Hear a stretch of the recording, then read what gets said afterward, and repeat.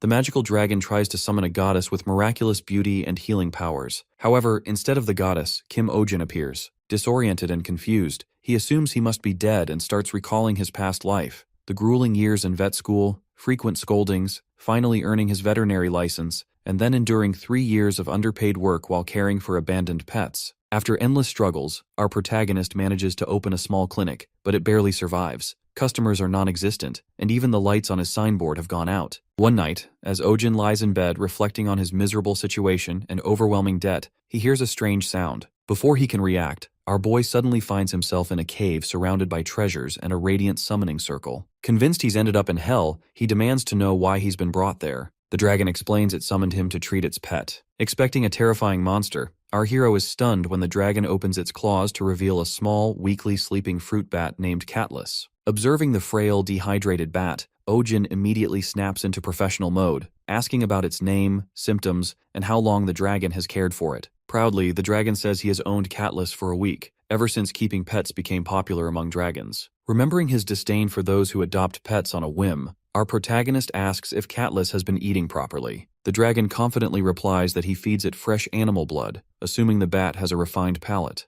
Dumbfounded, Ojin lowers his head in disbelief, recognizing this as his least favorite kind of owner, those who know nothing about their pets. Frustrated, he informs the dragon that fruit bats don't drink blood, only vampire bats do. Catlas, he explains, has been starving for a week. Embarrassed, the dragon admits it's his first time keeping a bat. Ojin scolds him for not researching beforehand and points out that the cave's freezing temperature could be fatal if the bat wakes from hibernation. The dragon protests that he is an ice dragon, but our boy sternly insists that this environment is still unsuitable for a bat. Feeling remorseful, the dragon lowers his head and apologizes to Catlas, promising to get fruit right away and return the bat to its original home. Grateful for Ojin's help, the dragon offers to grant him a wish as a token of thanks. He jokingly asks to be reincarnated as a rich Arab prince or a villainous heir. Perplexed by the odd request, the dragon removes his necklace and gives it to Ojin, explaining that it is a magical pendant capable of granting any wish, provided it is not fueled by ill intent. As the pendant begins to glow, our protagonist concludes he must be in the afterlife. Just before vanishing, he quickly wishes to return to the early days of Bitcoin.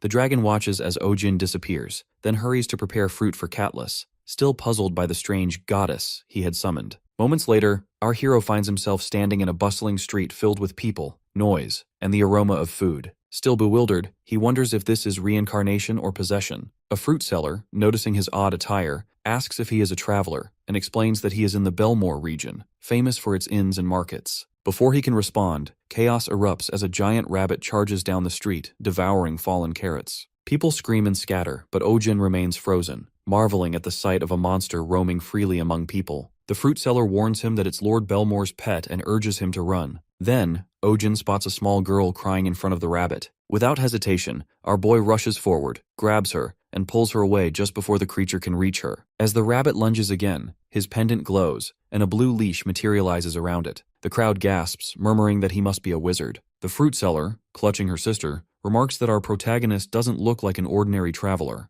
Lord Belmore soon arrives, furious to see his pet restrained. Ojin explains that the rabbit nearly attacked a child, but Belmore refuses to believe it. Losing patience, our hero snaps that the worst pet owners are those who ignore their pet's faults, warning that the rabbit's bite could easily crush a skull. The fruit seller and her sister exchange approving glances at his candor. Examining the rabbit more closely, Ojin notices its ears and realizes it's a domestic rabbit suffering from stress and overfeeding. When he questions its behavior, Belmore admits that the rabbit, Elizabeth, often pulls out her own fur. Ojin explains that such stress could be fatal and advises against taking her into crowded places. When Belmore asks about exercise, our boy suggests letting her move freely at home and discourages spoiling her. Shocked and ashamed, Belmore tears up, admitting that people ridicule him for raising a rabbit, but Ojin clearly understands animals better than anyone else. Belmore summons his butler, gives Ojin a pouch of coins, and asks him to check on Elizabeth from time to time. After apologizing to his pet, he leaves with her, while our protagonist mutters under his breath that he won't be visiting this place again. Suddenly, people gather around, cheering and praising Ojin's bravery. The fruit seller thanks him for saving her stall and offers him a discount.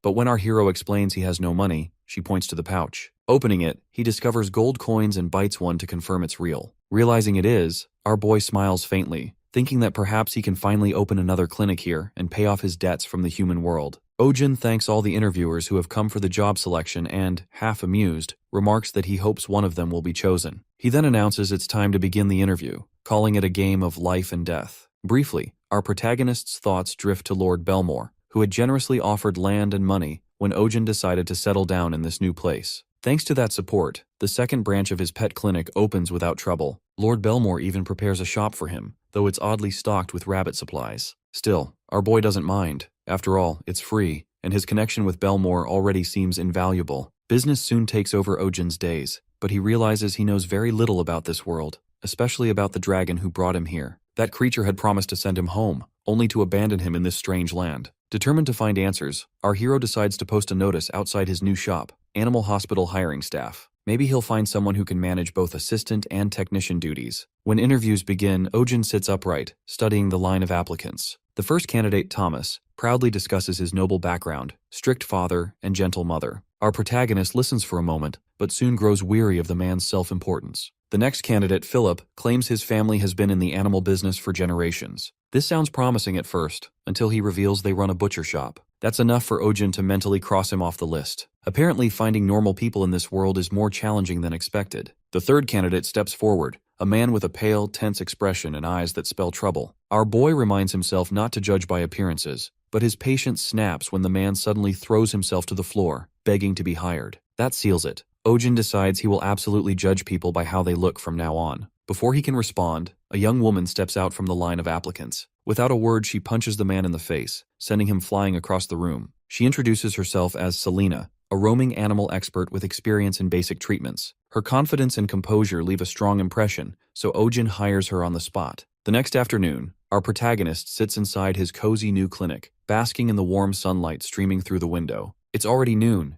and Selena still hasn't shown up. Maybe he hired too hastily again. He debates whether to post another job notice when there's a knock at the door. Expecting his new assistant, he opens it, only to find an unfamiliar man standing there. Minutes later, the man is seated comfortably, sipping tea while Ojin smiles politely. Inside, though, our hero is celebrating. He's finally gotten his first customer, marking the first step toward paying off his debts. He thinks back to his previous clinic, the one that failed due to his short temper. He vividly remembers snapping at a customer who refused to brush their dog's teeth, yelling until his reputation as a rude and insane vet spread like wildfire. This time, however, Ojin resolves to smile, stay calm, and charm money right out of his clients' wallets. Returning to the present, he asks about the man's pet. The stranger grins and points to his pocket, revealing a small lizard named Pojak. Our boy is almost relieved. It appears to be a normal creature for once, rather than one of the bizarre animals that usually populate this world. That relief is short-lived when the man casually admits to grabbing its tail until it fell off. Ojin fights the urge to scold him and shifts his focus to the lizard. He carefully examines Pojak and notices its skin is dry and red, clear signs of improper shedding. When he mentions this, the man warns that Pojak can be aggressive. Almost immediately, the little creature proves him right by spitting a burst of fire straight at our protagonist. Before Ojin can react, Selena bursts through the door and knocks him aside, saving him from the attack. The flames scorch the wall behind them.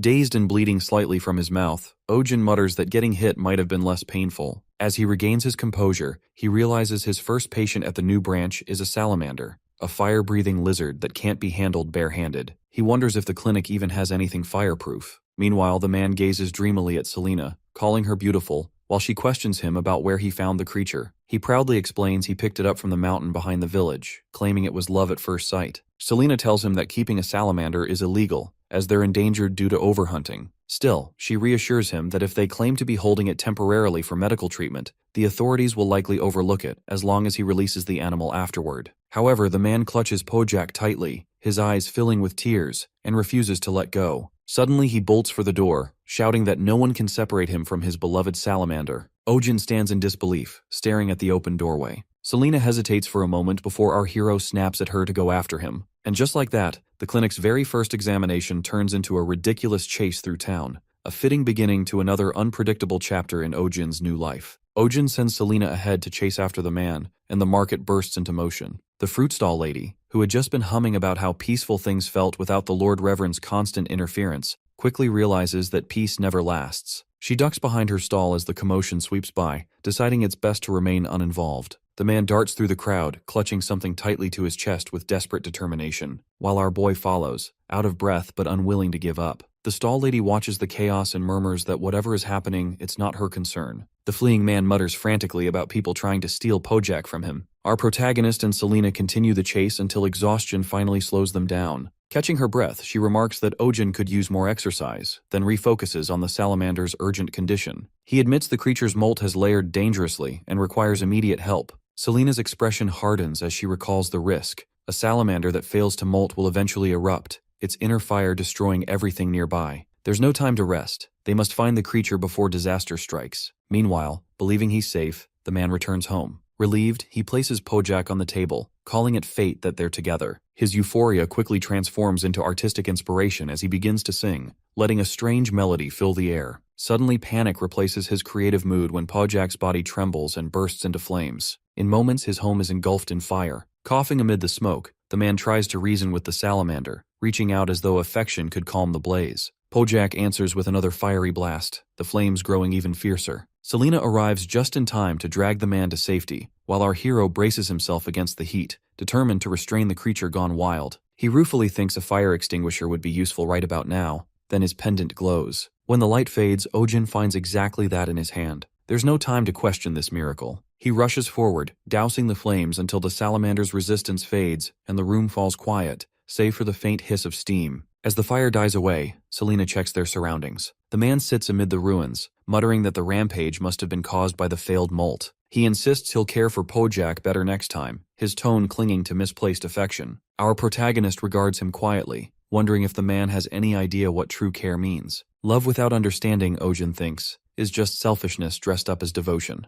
Later, in the forest, Pojak has finally molted. Selina notes how much livelier it looks, while our boy stares at its size in disbelief. The man gazes at the salamander with bittersweet pride, murmuring that it's time to let it return to the wild. He watches as Pojak disappears among the trees, whispering promises of care and remembrance that no creature could possibly understand. Ojin rolls his eyes at the sentiment, thinking this will only bring more trouble, but the man barely notices. In his own mind, this farewell is noble. The moment unexpectedly turns tender as Pojak pauses on a distant rock and releases a massive fireball into the sky. The flames bloom into radiant fireworks, painting dusk in brilliant color. The man stares upward, overcome with emotion, while our protagonist quietly acknowledges that the treatment, at last, is complete. Days later, the same man reappears in the town square, now calling himself Roisha. He plays guitar beside the fountain, children dancing around him as he sings an eccentric tune about Ojin's adventures. The song spreads like wildfire, lifting the spirits of everyone who hears it. Selina observes from afar, half amused, while our hero stands beside her, unimpressed, but faintly curious. When he notices people talking about bringing their pets to him, Ojin even finds himself praising Roisha's singing. Soon after, the consequences arrive. Outside Ojin's pet clinic, a crowd forms so large it blocks the entire street. Dozens shout his name, demanding treatment and desperate for attention. Our boy sits frozen, realizing his quiet days are over. Selina, eyeing the endless line, mutters that she might as well resign. Amid the clamor and confusion, Ojin realizes their little clinic has, quite accidentally, become the busiest place in town. It's a regular morning, birds chirping outside Ojin's clinic as a long line of people gathers at the door. He finishes examining a patient and lets them know the session is over, advising a follow-up to check progress. Selina stands beside him, commenting that at this rate he'll become a corpse before next week and should earn while he can. Our boy calls for the next patient, reflecting on how it's been 2 months since opening and the second clinic is thriving, thanks in part to those cheerful morning birds. The first few days were rough with so many customers, but after seeing the earnings, things settled down. A customer pokes their head in and asks if they're still open. Selina immediately says they're closed, but Ojin lets the person in anyway. While treating the patient, our protagonist reflects on what he's learned about this world. Outside, people chat about their pets. One mentions Coco hasn't been eating well, another points out a cat's bloodshot eye. Dogs and cats remain close to humans here,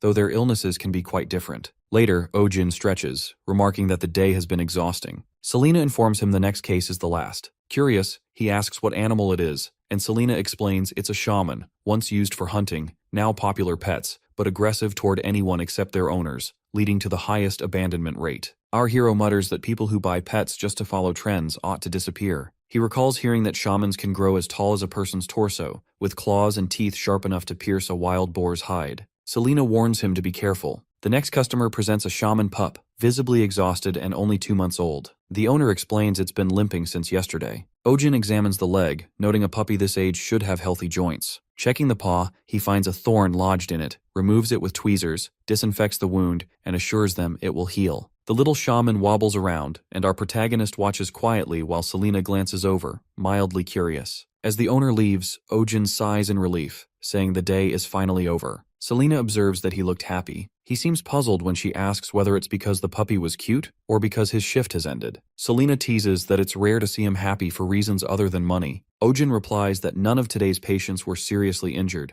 and explains that the hardest part of being a vet is seeing sick animals. The more he cares, the more it hurts, so he tries to remain detached. His thoughts wander to a customer from his old world, someone who left their pet for an extra month while vacationing. Our boy recalls greeting them sharply and realizes that since then, he started scolding guardians more often. As closing time approaches, Selena notes it's getting dark. Ojin mentions the large number of customers and urges her to move faster before sunset. Suddenly, the same man from the interview appears outside, calling for help. Ojin turns to Selena, asking if she can handle exorcisms. She responds that maybe she could, if physical attacks actually worked on spirits. The man bursts in, grabs our protagonist, and drags him out through the window, leaving Selena speechless. Later, in the forest, Ojin lies on the ground while the man apologizes repeatedly, insisting he didn't expect our hero to be so out of shape that he couldn't climb a hill. Ojin demands to know who he is, realizing this isn't a ghost. The man introduces himself as Schwein, an administrative civil servant for the territory, and explains he brought our protagonist there after hearing about his talent for calming the Lord's rabbit. Schwein asks him to catch a stray dog.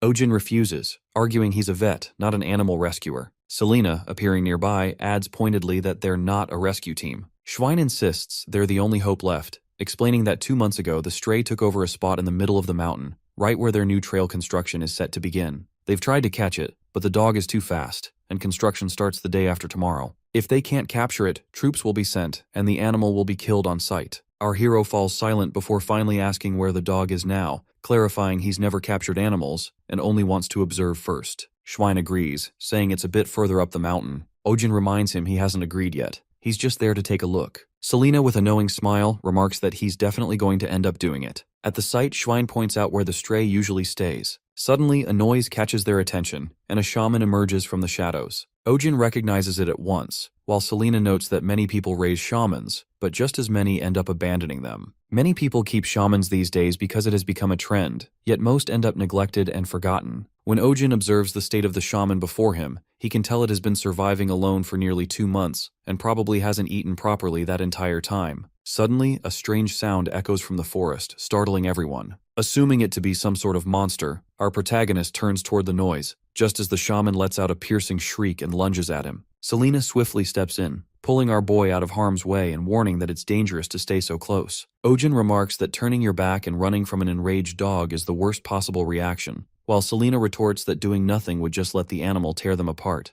Then our hero explains that running will only provoke the creature further. They need to find a way to divert its focus. Before he can finish his thought, the shaman unexpectedly goes still. Everyone freezes, stunned by the sudden calm, and our protagonist wonders aloud why it stopped. He recalls Schwein describing the animal as a hunting dog and points out that such a creature, if truly angered, wouldn't retreat so easily. Yet right before their eyes, the shaman quietly wanders back into the forest. Selena mutters that no one can truly grasp what goes on in a dog's mind. Meanwhile, Schwein explains how the creature frequently chases people away, its behavior having become such a nuisance that villagers from the nearby settlement send in constant complaints. As Ojin listens, he sinks into thought before curiosity takes hold. He asks what kind of complaints they've received, and Schwein describes how the locals refer to the animal as a vicious beast that roams the mountain, one they consider dangerous and demand to be captured. Our hero reflects on this, then wonders aloud if anyone has ever actually been injured by it. Schwein starts to agree instinctively, but, after pausing for a moment, admits that not a single person has ever been harmed.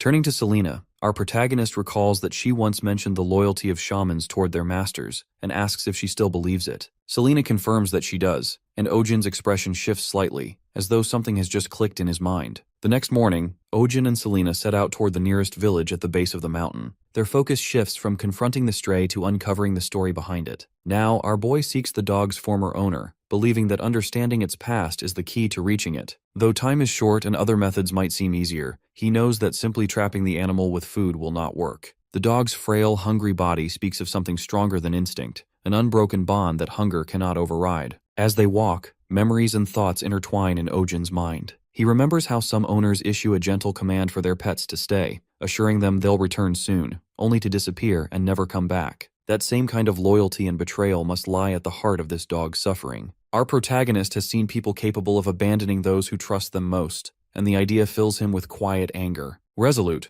our hero promises himself that when they finally uncover the owner, that person will be forced to confront what they've done and witness how the loyal creature they left behind has endured. As they begin making inquiries throughout the village, a pattern quickly emerges. A local tells Ojin that a woman named Gabrielle's husband has been unable to continue his work because of the dog that roams the mountain. Parents refuse to let their children near the forest, fearful of what lurks there, and even passing youngsters echo the same stories of danger. An old man vaguely mutters about losing money many years ago, though his words seem disconnected from the rest. Still, one truth becomes clear. The entire village harbors a deep resentment toward the stray. After hours of questioning, our boy and Selena stop at a quiet corner of the street, weary from hearing the same fearful accounts. Ojin begins to suspect that perhaps the dog's owner isn't from this village at all. Selena agrees, noting that if nothing else, everyone they've met shares a common hostility toward the animal. It's then that a woman with long hair approaches them. She has overheard their questions and, with a solemn expression, mentions that they're looking for Jake,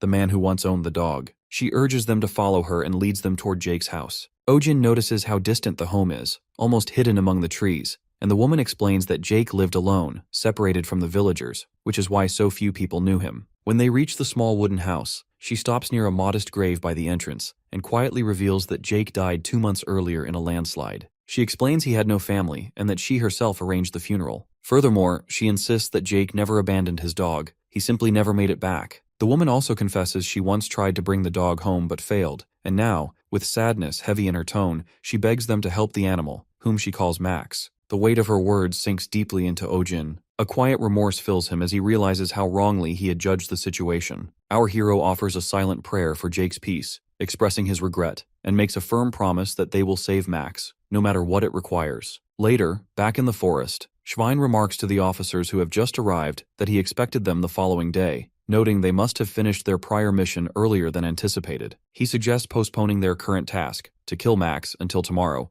but the officers dismiss the idea. One of them insists there's no reason to wait, and that the matter should be handled immediately. Since the villagers already despise the dog, he reasons, no one will object if they ended a day ahead of schedule. Back at Jake's house, Ojin steps inside and immediately notices the scent of herbal medicine lingering in the air, a clear sign that Jake was a herbalist. Selena suggests taking anything carrying the owner's scent for now, and points toward some clothes hanging nearby. Our hero's eyes drift to a photo frame on the shelf, showing Jake and Max together. He wonders what could have happened to someone who cared so deeply for his dog. Then Selena notices a photograph on the wall and points it out. It's a picture of a mandrake. She remarks that Jake must have been searching for one. Our boy recalls seeing a mandrake in a movie once, and Selena explains that it's the plant that screams, a rare and extremely difficult specimen to collect. Both remember the strange noise from the forest the previous day. Despite its danger, the mandrake is incredibly valuable, something every herbalist dreams of finding. Meanwhile, Max sits in front of his cave, staring at the sky, lost in thought as he remembers his owner. It was raining that day when he and Jake took shelter inside the cave. Jake laughed at the sudden downpour, wondering if they should wait until it stopped before heading out. Lighting a fire, he placed a woolen blanket over Max, telling him to stay still or he'd catch a cold.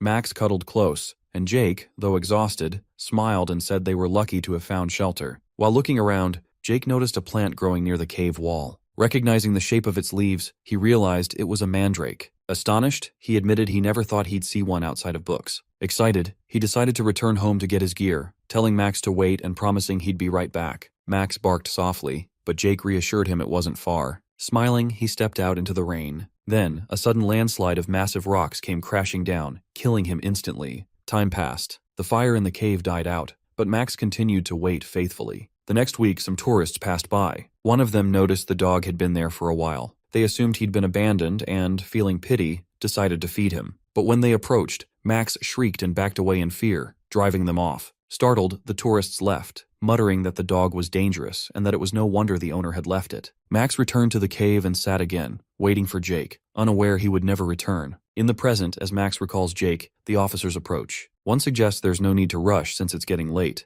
They should head to the lodge soon. Standing before Max, they ready their tranquilizer darts, enough to take down a shaman. Schwein pleads with them to wait 1 more hour, explaining that he's hired someone to help rescue the dog. From what Schwein has seen, Max has never hurt anyone and is simply a dog with a story. The officer, unmoved, says they aren't there to listen to a dog's story. Their job is to protect the residents, and that's all that matters. As he raises his gun and aims, Max pants heavily. Just as the officer is about to pull the trigger, Selena and Ojin arrive, stopping him. Selena insists they must rescue the stray, not harm it. At that moment, Max sees an illusion of his owner standing before him, smiling gently. The figure tells him that he's come to get him and that Max has waited a long time. Overcome with joy, Max moves forward, tail wagging, believing his owner has finally returned. Our protagonist steps closer, his voice low and soft as he admits he isn't the one Max has been waiting for, but tells him it's time to go home. A lone night settles over the forest, where a deer runs for its life, chased by a wild creature whose glowing yellow eyes cut through the darkness. Its sharp shriek echoes through the trees, shattering the stillness of the woods. By morning, the quiet inside Ojin's clinic is disrupted as a customer bursts in, frantically begging for help with their pet. Our hero looks down to find a ping-ping panda so overweight it can hardly roll over. He mutters in disbelief while the owner insists the panda has grown weak and barely eats, only 7 meals a day now. Ojin sighs, warning that if it doesn't regain a healthy weight, it could fall gravely ill. The owner looks shocked, unwilling to believe it,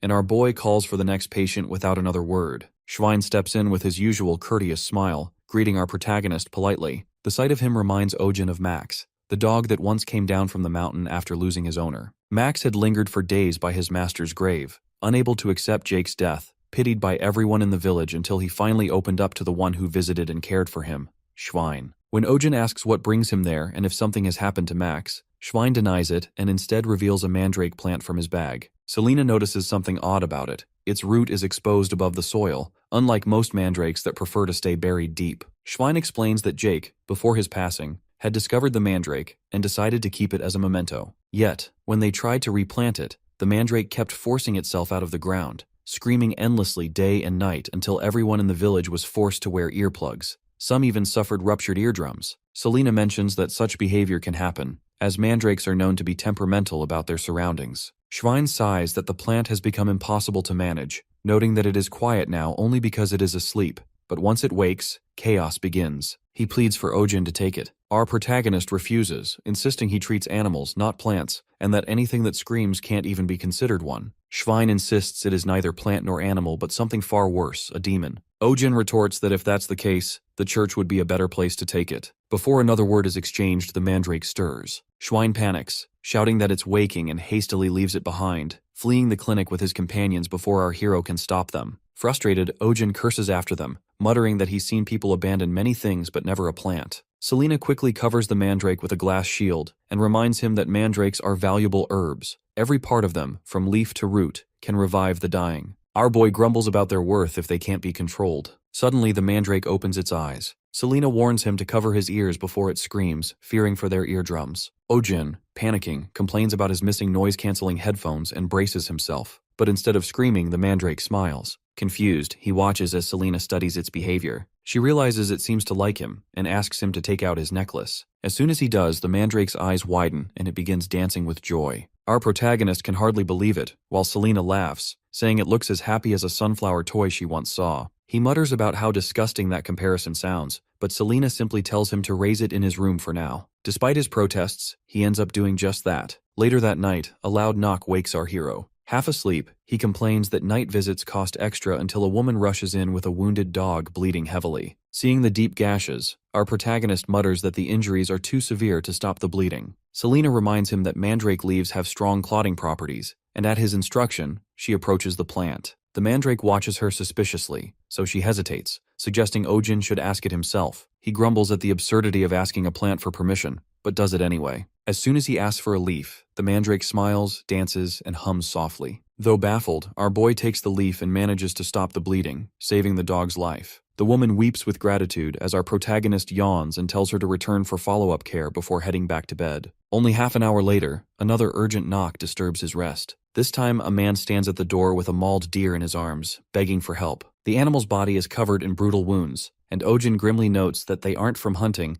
but from someone who seemed to enjoy the cruelty. He mutters about a psychopath being responsible, confusing the villagers, who ask if that is some kind of new monster. When a little girl quietly explains that it is Baron Doyle's pet wolf who does such things for amusement, our protagonist's disbelief turns into outrage. He curses the noble, demanding to know how such behavior is allowed, shouting about the lack of animal protection laws. The villagers remind him that the Baron is untouchable, a noble. Our hero rails against the injustice, shouting about freedom, law, and democracy, concepts the others have never even heard of, until Selena reminds him to focus on treating the deer. A week later, chaos erupts outside the clinic. A large crowd gathers, all shouting for the doctor to save their pets. Exhausted and overwhelmed, Ojin joins the uproar, ranting that he can't live like this anymore and calling for a class revolution. Our boy leads the crowd toward Doyle's mansion, chanting accusations against the Baron and demanding justice for the abused animals until the Baron's guards arrive. When they ask for our protagonist, he mutters that their intelligence is scarily fast and steps forward, claiming his name.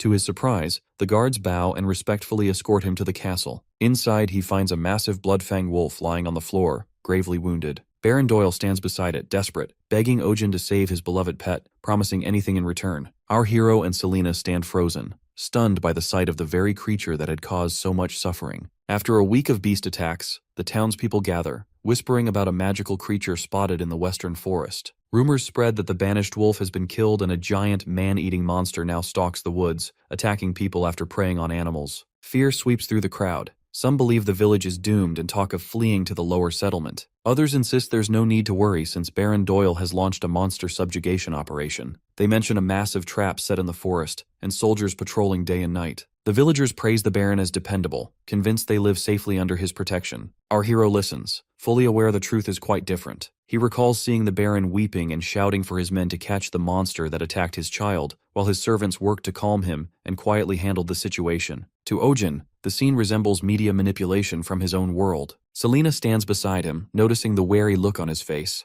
Our protagonist reflects that most of the injured animals brought to the clinic were attacked near the eastern forest, close to the village, while the incident with the Baron's wolf happened deep in the west. Despite this, the Baron's men continue to focus their search on the western woods, ignoring the east entirely. Selena finds it suspicious as well. The villagers rarely set foot in the western forest, a place rumored to be haunted. As they discuss, a man from the glass workshop calls them inside, announcing that the items Ojin ordered, the syringes, are ready. They are mouth-blown, reinforced glass mixed with albarium powder, resistant to heat and shock. Our protagonist examines them, impressed by the craftsmanship, calling the technology remarkable and marveling that they are handmade. The craftsman confides that the process was difficult and insists he cannot make more. Ojin pays him generously, establishing a partnership despite the man's reluctance. Gradually, the clinic fills with several new pieces of equipment. Renovations begin, and Selena inspects the layout, surprised by the organized, modern structure. Our boy thinks to himself that this finally feels like a real hospital. One day a man enters carrying bundles of herbs. He presents a variety with fascinating effects.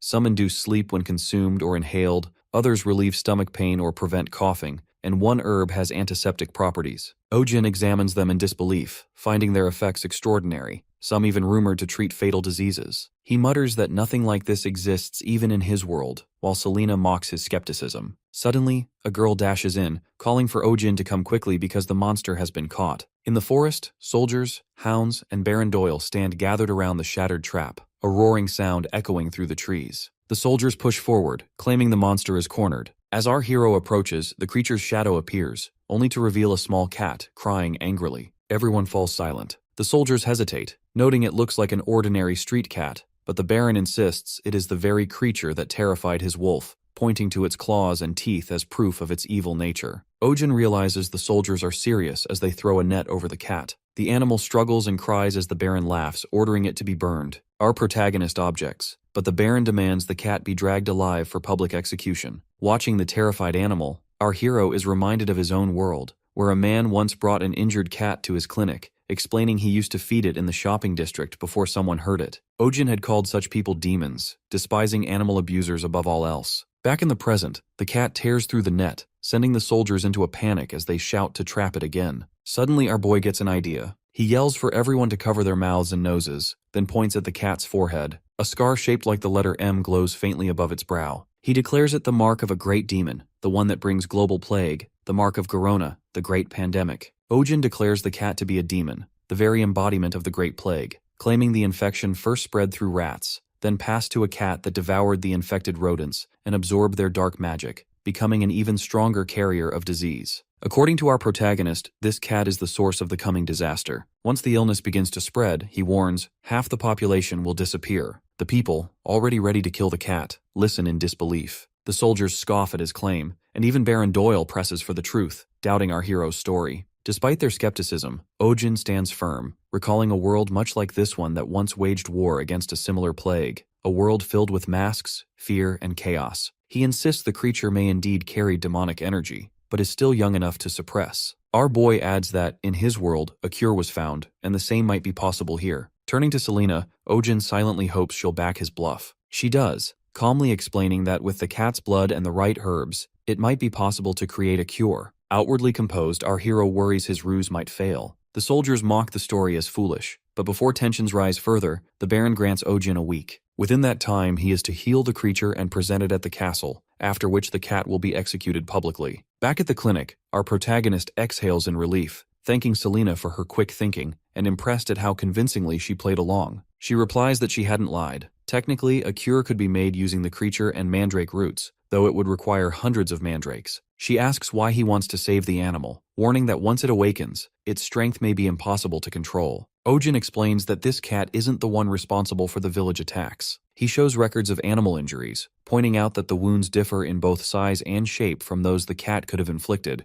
The pattern suggests a completely different predator. Selena quickly realizes the truth. Magma, Baron Doyle's wolf, must have been the real culprit, and the cat merely defended itself. Our protagonist agrees, but finds it suspicious that the Baron, who once hid Magma's attacks, suddenly blames another beast and starts a public hunt. He suspects the hunt is simply a cover, with the cat as the true target. Selena observes that this would explain why the Baron wanted the creature captured alive rather than killed, and why he accepted Ojin's shaky explanation so easily. The remark about his clumsy lie irritates our hero, but his attention soon shifts to the cat's wounds. The scar on its forehead isn't a normal injury, and old marks along its legs suggest long-term suffering. He resolves to uncover the truth about what this creature has endured. Selena watches him closely, realizing he isn't the greedy, indifferent vet she once believed him to be. There's a gentleness in the way he handles the animal, until our boy suddenly hugs the cat, burying his face in its fur and calling it soft and warm. The scene erases Selena's old impression, convincing her that Ojin is simply insane, while the nearby mandrake smolders with jealousy. The next morning, eerie cries echo from outside the clinic. Townsfolk gather, whispering in awe and fear about the strange sounds. Rumors spread rapidly, claiming our hero is battling a demon and purifying the source of the plague. Within hours, public opinion transforms him into a legend, a wizard from another world. The crowd chants his name, hailing Kim Ojin as the Great Wizard. Inside, unaware of the growing commotion, our protagonist tries to feed the cat, only to have it scratch his face again. The creature's temper irks him, but he notices it appears smaller than before. Selena points out that its size and weight have both decreased over the past 3 days, and she speculates it might be losing demonic energy. Ojin concludes it's simply starving. Hunger is fueling its anger, burning away energy and deepening its hunger in a vicious cycle. As our hero wishes for the demonic snack known as Koro, a sudden pain grips his chest. The dragon's necklace around his neck glows, releasing light that solidifies into a familiar chocolate-like treat. The snack shoots straight into the cat's mouth, and it starts chewing happily. Ojin, relieved, continues feeding it with growing affection, while Selena watches in silent disbelief. As the cat eats, the scar on its forehead begins to glow faintly. Selena freezes, suddenly realizing everything makes sense. The creature before them was never just a cat. Monoceros, the horned lion, once reigned as a mythical beast during the era when dragons vanished and mana surged across the world. Revered as sacred, their horns blessed barren lands with water and turned darkness into light. Their hearts held the miraculous power to generate mana, and the horn on their foreheads served as a divine channel through which that energy flowed. Yet, those who dared touch them met inevitable death. After the great mana famine, their kind dwindled, forcing them to disguise themselves as smaller creatures to survive. Though weakened, they never lost the pride of their divine lineage and could never be tamed by mortals, except by one entity, the spirit of healing. At the clinic, the small cat finally passes stool, and Ojin, relieved, praises it while feeding it choro. Selena, watching, wonders whether it's wise to keep luring the creature with the demonic treat. That same night, at Baron Doyle's mansion, a spy reports to him that the cat has been eating obediently, and that our boy holds it in his arms like a child. The Baron, doubtful, listens as his soldiers kneel beside him, their voices uneasy. They speak of the devil's lion and the rumored plague, warning that the creature may not be ordinary. They recall that no human has ever tamed a Monoceros, even a weakened one. In the worst cases, the mana inside their bodies can corrupt into poison, turning them into living bombs. Their power, they say, could bring an entire nation to ruin. Baron Doyle, unsettled, remembers Ojin's words about a plague that once consumed his world, a battle humanity fought for years. He also recalls that Monoceros were said to reject all food offered by humans, Now he begins to wonder whether our protagonist knows something no one else does. The following morning, the clinic hums with activity. The new assistant, Pio, acting as receptionist, calls for the next patient to enter the exam room. The space feels lively and organized, just as a proper clinic should. Meanwhile, Selena scolds a noisy patient whose animal refuses to stay still. Her irritation grows, and in a flash of temper, she silences the commotion with magic, startling everyone.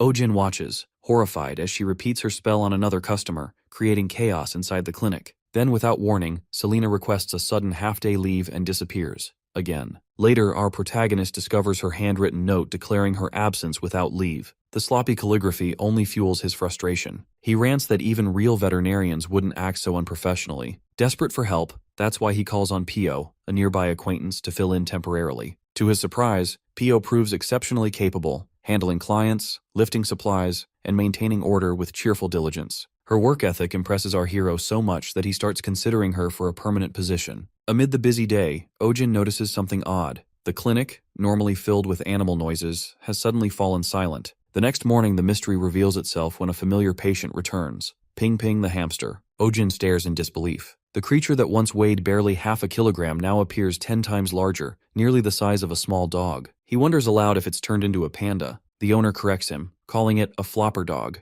Only then does our boy realize that in this world, hamsters go by a different name. The owner, puzzled by his reaction, asks if he knows what a flopper is. Ojin tries to cover up, but Pio steps in smoothly, explaining that he comes from another world, which is why he uses different terms, and why his medical knowledge surpasses local understanding. Flattered, our protagonist listens as the owner concludes that he must have studied abroad. Proud and amused, he immediately hires Pio as a permanent staff member. Turning back to Ping Ping, Ojin examines its oversized body. The creature appears healthy, though its unusual color and size raise questions. He speculates it may have absorbed some sort of growth magic. As he observes, the cat beside him grows visibly jealous and leaps toward the hamster. The moment it makes contact, Ping Ping splits into 3 identical copies. Everyone in the clinic freezes. Ojin struggles to process what he's seeing, mentally protesting that it violates every law of physics he knows. The owner, overjoyed, hugs the 3 creatures, declaring that after years of loneliness, Ping Ping finally has a family. One of the smaller copies bolts across the room, triggering a chaotic chase through the clinic. The creature's tiny bodies make them impossibly fast, adding to the commotion. Selena suddenly returns,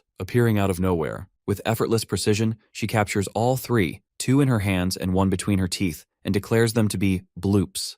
When questioned about their origin, the owner admits he received the creature as a gift from his father, unaware of its true nature. Selena decides to keep them for observation, assuring the owner that no harm will come to them. Ojin adds that the clinic never engages in unethical experiments, and that nothing happens without a guardian's consent, though inwardly he wonders why he's the one making moral speeches. Later that evening, Selena explains that bloops aren't natural creatures at all, but artificial beings created by a mad mage long ago. Our hero is astonished, realizing even this world has its own unhinged scientists. Selena insists the mage wasn't entirely evil, just misguided, and that his creations, though unstable, were never meant to harm. Ojin comments that bloops were supposed to have vanished a century ago, and is surprised to encounter one after so long. Curiosity gets the better of him, and he casually asks Selena just how old she is. Before she can reply, a strange gurgling sound comes from the Skunja nearby. Our protagonist turns toward it in concern, only for a knock to interrupt him. From behind the door, a soldier's voice announces that Baron Doyle has arrived. As Lord Baron steps into Ojin's clinic declaring that he'll bring out the monster, our protagonist is swept by quiet panic, torn between hiding the cat or helping it escape within the week. He hasn't had time to prepare. Every moment has been consumed by caring for the creature. Forcing a nervous smile, our hero greets the noble politely, his mind drifting to Selena, already gone and leaving him to face the mess alone. The Baron sits heavily, uninterested in pleasantries, refusing even the offer of tea and demanding to see the monster immediately. Ojin hesitates, mumbling that the treatment isn't yet finished, but Baron coldly points out that if the clinic is still open, the cure must be complete. Our boy quickly invents a wild story. A mishap during the exorcism caused a mysterious imprint to appear between him and the cat, binding them together so they can no longer be separated. Baron's men exchange skeptical looks, muttering that he must be insane to expect anyone to believe such nonsense. Realizing his story is unraveling, our protagonist shifts tactics, questioning why Baron has another black cat locked away in his manor's dungeon. The accusation startles the noble. For a moment, his composure falters. Ojin presses harder, accusing him of plotting to swap out the real cat for an innocent one. Baron, angered and defensive, denies it. shifting blame by insisting that the animal attacks plaguing the village were caused not by Sunja, but by Ojin's own recklessness. Our hero counters that the real culprit was the Baron's own wolf, producing a medical chart as proof. The wounds on victims match the wolf's claws. One of the men snatches the documents, rips them apart, and mocks him. Our protagonist can only grit his teeth, silently cursing the lack of digital records in this world. Suddenly, one of the Baron's men shoves Ojin aside and approaches Sunja's cage. The cat hisses and lashes out, clawing at the intruder. Our boy's thoughts race. Summoning a steel carrier would reveal too much, and any hint of weapons could make things worse. He clutches the pendant around his neck, debating whether to risk using its power, knowing such a move could change everything. Before a decision is made, the door bursts open. Several elves enter, led by Selena and a tall man with long white hair. The newcomer's voice rings with authority as he commands everyone to stand down. Baron recognizes him at once, the insignia of the World Tree, the mana circle etched on his brow, all marks of Callian, head of the Western Continent's Supreme Inspection Agency and guardian of the Etherian Order. Baron stammers a greeting, masking his unease with a sarcastic remark about the irony of such a sacred order appearing in a shabby clinic. Ojin bristles at the insult but holds his tongue. Callian announces that they have come in response to reports of an endangered divine beast. Our hero stares, briefly distracted by how unreal the elf seems, as if a movie character had come to life. It dawns on him this must be the reason Selena vanished for days. When she passes the cage to Callian, realization strikes. Her faintly pointed ears had always been a clue. She too is an elf. Selena warns her superior to be careful, insisting the cat is dangerously fierce. Callian begins an incantation, surrounding Sunja in a sphere of blue light. As the creature rises weightlessly, he examines the wound on its crown, noting it resembles the cross-section of a world tree branch, the mark left by a mana extractor, a device used to drain the essence of sacred beings. His calm demeanor fades into anger as he turns to Baron, demanding to know if he was the one who severed Sunja the Monoceros' horn. The noble trembles, protesting his innocence, then flees in panic when pressed further. Our protagonist watches in awe, realizing the power and influence of elves here even surpass those of the nobility. He can't help but feel exhilarated by the display. Callian, meanwhile, remarks that only a handful of weapons could injure a divine beast so, and promises the truth will be uncovered soon. He thanks Ojin for protecting the creature and announces that they will take the Monoceros under their care. Before they can act, Sunja's energy surges. The cat shatters the magical barrier, bolts forward, and buries itself in our hero's arms, pressing close as if terrified to leave him.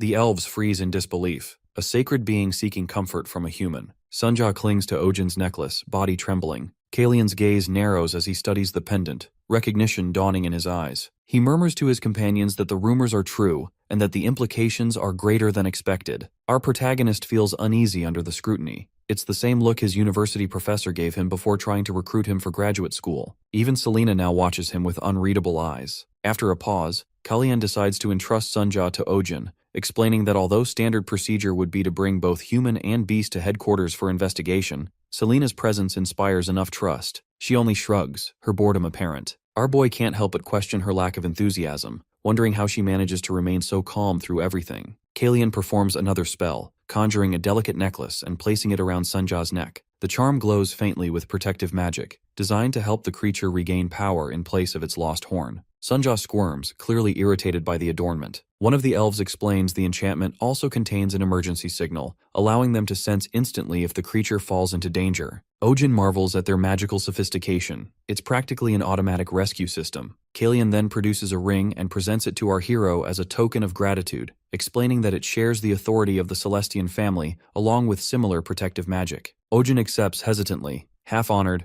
half anxious about what burdens the gift might bring. Callian smiles kindly and insists on placing it himself. Though awkward, our protagonist allows it. The elves murmur their approval, noting the ring suits him perfectly. He glances at the shining band on his finger, still uncertain what sort of fate he's just stepped into. Kim Ojin has been single since birth, and now the first ring of his life sits on his hand, an elf's ring glowing faintly with magic that feels far too suspicious. Something about it makes him uneasy. He tries to decline politely, apologizing and saying he can't accept such a gift. Callian, puzzled, asks why, but our hero explains that, as someone who works with his hands, accessories just get in the way. Callian suggests he think of it as armor rather than jewelry, though inwardly he notes that Ojin seems completely out of touch. Still, our protagonist holds firm, repeating that wearing anything on his hands would interfere with his work as a doctor. Callian doesn't argue further. Instead, he murmurs a short chant, and the ring dissolves into light, reshaping itself into a tattoo on Ojin's finger. It looks unexpectedly cool. Callian instructs him to place the emblem over his heart and say his family name, When Ojin does, his finger glows, and a holographic projection of Kalian appears before him. The elf explains that this magic enables remote communication, a spell for voice and image transmission, and invites him to try saying light.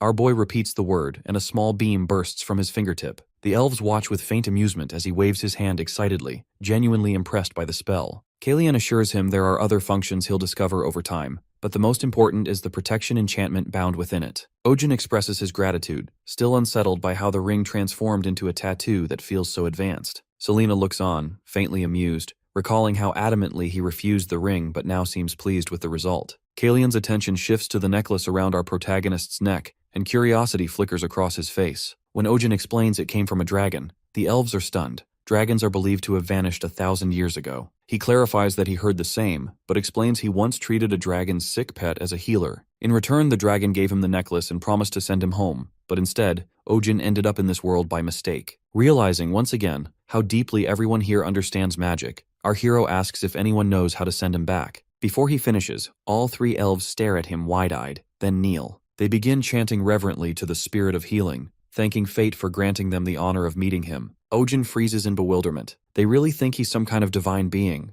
Our boy protests, insisting they're mistaken. He's just an ordinary human caught up in a dragon's error, and the dragon's pet wasn't even seriously ill, just neglected. Kalian, however, points out that he still received a necklace imbued with a dragon's power. Ojin mutters that he only accepted it for travel expenses after being thrown into another world against his will. Kalian takes his hand solemnly and explains that their world faces a grave crisis. Mana, the sacred energy sustaining all life, is fading. Once it flowed abundantly, but since the dragon's extinction, it has dwindled, causing divine beasts to vanish and the very world to wither. If the depletion continues, the next generation won't survive. To combat this, the world's leaders formed the Etherian Order, an organization dedicated to preserving mana and restoring balance. Our protagonist, half listening, interprets it as something like a magical environmental agency. Kalian continues, saying that ancient legend speaks of the spirit of healing, a being bearing a dragon's authority who would one day save the world. When he says this, all eyes turn to Ojin. He points to himself in disbelief, asking if they really mean him. Kalian nods solemnly, confirming that they have awaited his arrival for centuries. Our hero tries to explain again that they're completely mistaken, but the elves are already bowing deeply, pledging their lives in service to the spirit of healing.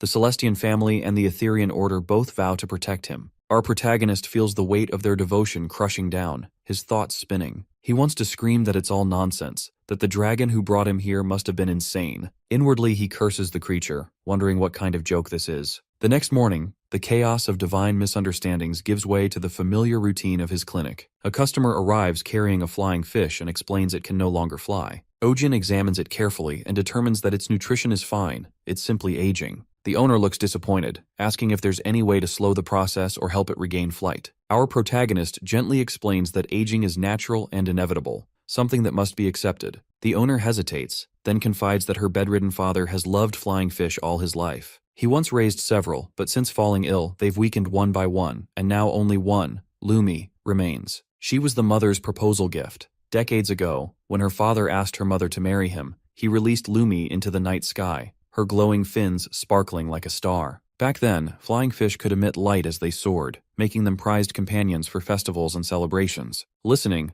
Ojin thinks that proposing with a fish instead of a ring sounds tacky, while Selena explains it was once considered romantic. The owner smiles faintly, admitting it isn't anymore. She continues, saying that after her mother's passing, her father's health declined, and now he spends his days in isolation, caring for his remaining fish. Recently, the owner's father confessed that if Lumi loses her ability to fly, he'll have no reason left to live. Our boy recognizes the sorrow behind the story, like the last leaf clinging to a branch before winter. Selena, unmoved, casually suggests buying new fish, which shocks him with her lack of empathy. The owner, close to tears, begs our hero to heal Lumi, to save her father from despair. But our protagonist can only repeat that Lumi is perfectly healthy. She's simply growing old, and even magic cannot stop time. The owner insists that Lumi must fly again to save her father from dying. Despite Ojin's explanation that Lumi is not ill, only aging, he senses just how dangerous emotional attachment can be. Even in this world, pet owners are deeply bound to their companions. Some refuse to eat until their pets recover, while others wish to die alongside them. Such emotions often cause more harm than good. Suddenly, Kalian appears, urging Ojin to make a promise. Before our protagonist can react, the scene fades, and he wakes up.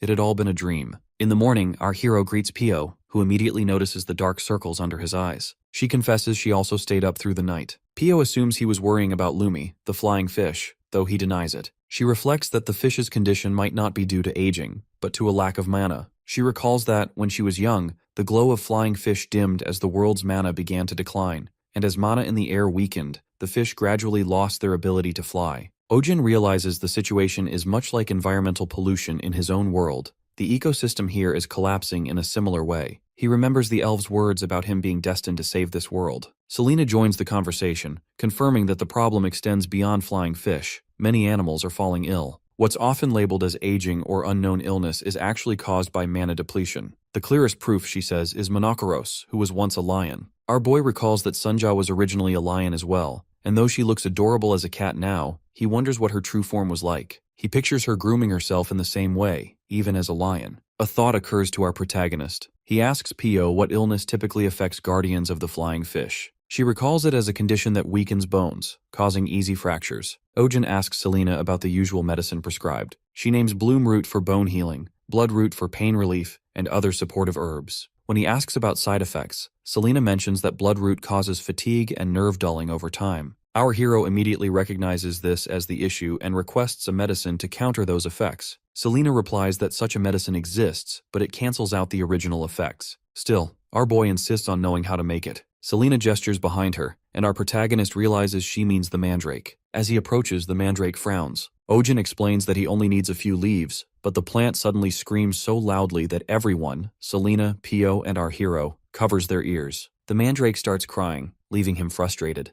Pio suggests that perhaps it feels neglected since he's been focused on Sunja lately. Our protagonist admits that he feels awkward around plants. Pio advises him to give it a name at least. When he hesitates, the mandrake cries even louder. Defeated, he names it Kim Mandol. Immediately, the plant stops crying and begins dancing happily. Ojin takes 2 leaves, thinking to himself how unsettlingly affectionate the plants and animals of this world are. Selena quietly observes, then asks to see his necklace. She examines it, finding nothing unusual. When she puts it on and tries to pet Sunja and Mandol, both react aggressively. Selena concludes that the necklace's bond works only for Ojin. She asks how he activates its power, and he explains that focusing his thoughts creates a tightness in his chest, which then releases energy. Selena realizes that this power might be linked to his heart. Ojin adds that touching the necklace draws the creatures to him, as if they're expecting food. While feeding Sunja his favorite churro snack, Selena notices the glow of energy and deduces that our boy is unknowingly feeding his mana to the creatures. The thought alarms her. Such a connection could be dangerous. Meanwhile, Pio announces that the crushed leaves are ready and has prepared a potion from them. She asks if she should bring another batch, and our hero agrees. Selena watches him in silence, deep in thought. Everything about Kim Ojin, the energy around him, the way life responds to his presence, seems beyond ordinary. For the first time, she begins to wonder if he truly is the spirit of healing the legends spoke of. At Luriel's mansion, she enters her father's room with his medicine and finds him lying on the floor. She rushes to help him up,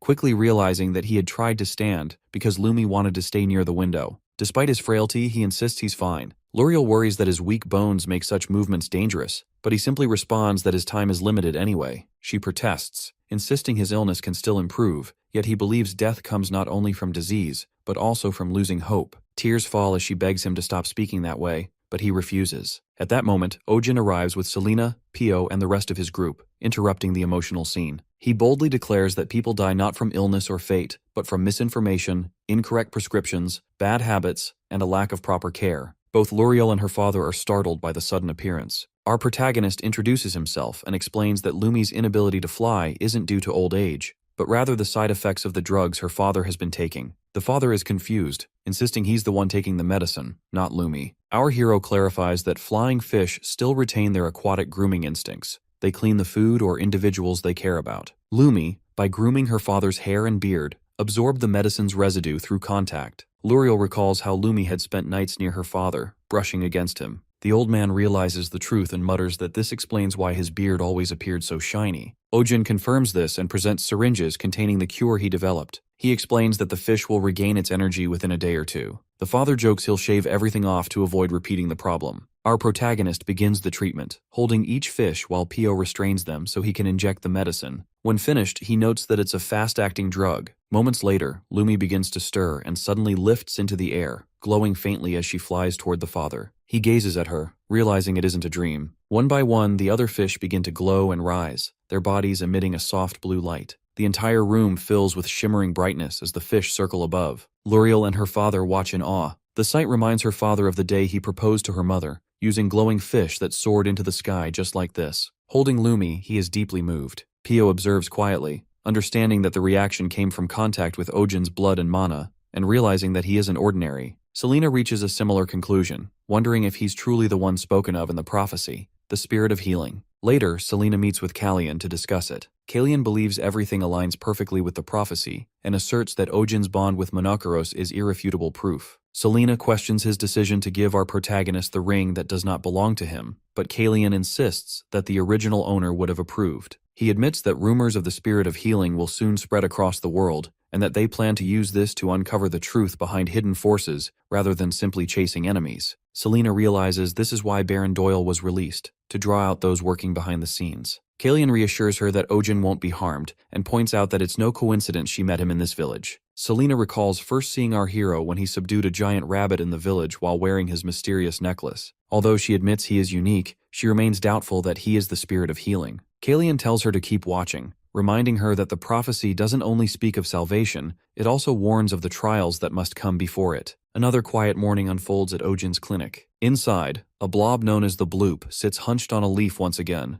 even though its care had already been charged the previous week. Our hero notices it and grows irritated, wondering why it's still here. Meanwhile, Selena is tending to the creature, explaining that she's looking after one of the 3 Bloops. She handles it carelessly, prompting our protagonist to step in. He recalls that blobs are divided into core types, which contain a core in their heads, and non-core types, which multiply easily. Containing a core type prevents further division, but the one Selena is handling lacks a core and can reproduce when stressed. Selena confirms that it's a sensitive specimen that multiplies under pressure. Our boy becomes uneasy, all too aware of the dangers of keeping such creatures. Bloops can reproduce uncontrollably and have wiped out entire villages when mishandled. Keeping one in the clinic, alongside volatile creatures like the Mandrake and Sunjaw, feels reckless. He questions the decision silently, realizing Selena hasn't obtained the owner's permission, having acted on her own under the guise of cooperation. Pio, watching the exchange, grows nervous, subtly suggesting that perhaps it's better not to get involved. Our protagonist remembers hearing that elves who cover their ears often do so to hide criminal markings burned in as punishment. The thought lingers in his mind. Selena's habit of acting first, her avoidance of personal questions, and her aggressive temperament all raise doubts about her past.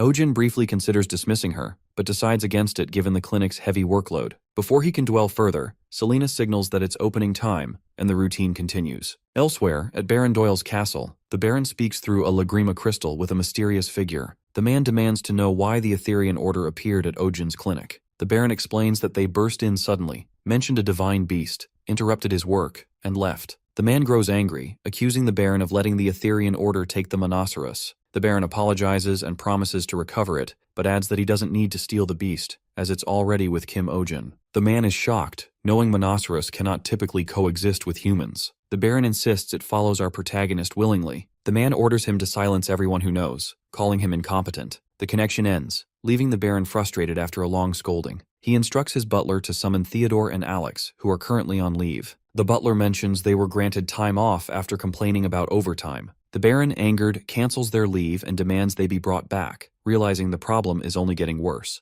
Meanwhile, at the marketplace, rumors spread rapidly about the Etherian Order's appearance. Townspeople gossip about seeing the group in person and wonder why such a powerful order would visit a countryside clinic. Word circulates that they came because of a rare divine species. Some claim our hero is not just an ordinary doctor, but someone from another world. Others repeat tales of him subduing a mana-infused beast and taming a divine creature barehanded. Stories twist fact and fantasy until the entire town buzzes with speculation. As evening falls, the rumors take on a new tone. People begin calling Ojin the Spirit of Healing, a figure once believed to be female according to ancient prophecy. Now they say the spirit is a man instead, and whoever gains his favor will rule the world. A woman with long pink hair discusses the rumor with a brown-haired companion, remarking that the prophecy's meaning might shift with this new interpretation. In the noble district of Montval, Adrian arrives at his clinic, expecting the usual bustle but finding the place silent. He comments on the emptiness and learns from the butler that no patients have arrived since morning. Suspecting Count Downey of interference, he vows to retaliate. His assistant quietly mentions that the drop in clients might be linked to a new vet clinic in Belmont, Ojin's. Adrian dismisses the idea, reasoning that nobles would never visit a commoner's establishment. Yet his composure falters when he hears that Lady Marianne has cancelled her appointment to visit Ojin's clinic instead. The realization enrages him. Slamming his hand on the desk, Adrian orders his carriage at once, determined to confront the man responsible for his humiliation. Adrian, born into nobility, possessed intelligence, talent, and striking looks, qualities that made his decision to become a veterinarian seem unusual to many. He, however, had a simple reason. He genuinely loved people who adored their pets. With practiced charm, he often reassured anxious owners that their beloved animals would recover, taking satisfaction in easing their worries. Adrian always maintained a clear line between personal and professional life, except when it came to one woman, Lady Marianne Astrid. From the moment she entered his clinic, his heart had chosen her. He often believed he had become a vet solely to treat her unicorn. That conviction turned to bitterness when he learned that Lady Marianne had chosen someone else, a commoner, to treat Lulu, her unicorn. Angered, he ordered his clinic closed for the day and set out for the Astrid estate immediately. At the mansion, Marianne's mother received him politely but with evident disinterest, questioning his unannounced visit. Adrian expressed concern for Lulu, describing the unicorn as sensitive and implying that entrusting her to a random commoner was irresponsible. Her mother corrected him. Kim Ojin, the new vet, was actually a woman. The revelation caught him off guard. She added that, though a commoner, our hero was said to be extremely skilled and so beautiful that people called her a fairy or a spirit. The idea unsettled Adrian, who began imagining what kind of woman could be compared to a fairy, perhaps a golden-haired angel or a mysterious dark beauty. His fantasies were interrupted when Marianne's mother admitted she had fabricated the story to test his reaction and promptly ordered the servants to escort him out. Humiliated but still defiant, Adrian insisted he was not obsessed with women, only devoted to Lady Marianne. His declaration only amused her mother, who had him thrown out anyway. Seated in his carriage, Adrian fumed over the insult and resolved to meet Kim Ojin himself. He prided himself on understanding unicorns better than most, knowing that they judged people by scent, despised the smell of blood and sweat, and could be violent toward men. Unicorns adored cleanliness and pleasant perfume, and he believed his meticulous grooming made him uniquely suited to approach them. He recalled his own trials earning a unicorn's trust, and how his strategy of bathing twice daily and wearing the same perfume as their owner had worked wonders. He was certain that a stinky commoner, ignorant of perfume, would surely provoke Lulu's rage, providing him the perfect chance to intervene heroically before Marianne's eyes. The thought made him blush and laugh to himself, while his coachman silently pitied his delusions. When Adrian's carriage reached Belmore, he found a crowd gathered outside the clinic, murmuring in excitement at the sight of a unicorn. Confident that our protagonist was about to embarrass himself, Adrian prepared to enjoy the spectacle. That confidence shattered when he saw our hero calmly seated on Lulu's back, the unicorn utterly at ease. The crowd marveled, and Marianne herself admitted she had never seen Lulu allow anyone else to ride her. Adrian stood frozen, unable to believe the scene. He convinced himself there must be trickery involved, perhaps magic from the elf woman standing beside Ojin. His suspicions crumbled when Lulu suddenly bit the elf's arm, leaving her stunned and silent. Ojin immediately tended to the injury and ushered the crowd away, while murmurs spread among the onlookers. Determined not to retreat in humiliation, Adrian decided to spy on them. He spotted an open window and began climbing a nearby tree, recalling his academy days as a tree-climbing champion. From the window, he saw our boy treating the elf's bite wound, calmly applying herbs and wrapping it with an unfamiliar technique. Adrian's eyes narrowed at the strange crest glowing faintly on Ojin's hand. Shock struck him as he recognized it, the symbol of House Celestian, the noblest of all elven families. He stared in disbelief, realizing that the so-called commoner vet bore the mark of the highest elven lineage. Ojin notices a faint mark on Selena's hand while bandaging it, and quickly realizes that what he thought was a minor wound actually carries poison from the creature's saliva. He remarks that they were lucky it wasn't worse. Selena, reflecting on the creature's earlier reaction, observes that it showed unusual hostility, something rare for its species. Marianne apologizes for the incident and insists on covering the medical costs, but our hero refuses, admitting that it was their own carelessness. When Marianne gestures toward Selena and asks if she works at the clinic, Ojin explains that she's an assistant doctor, handling prescriptions and physical tasks around the place. Marianne acknowledges the arrangement, then comments that despite Ojin's reputation, the clinic seems rather small for someone with his skill. The remark sends our protagonist back to memories of his previous workplace,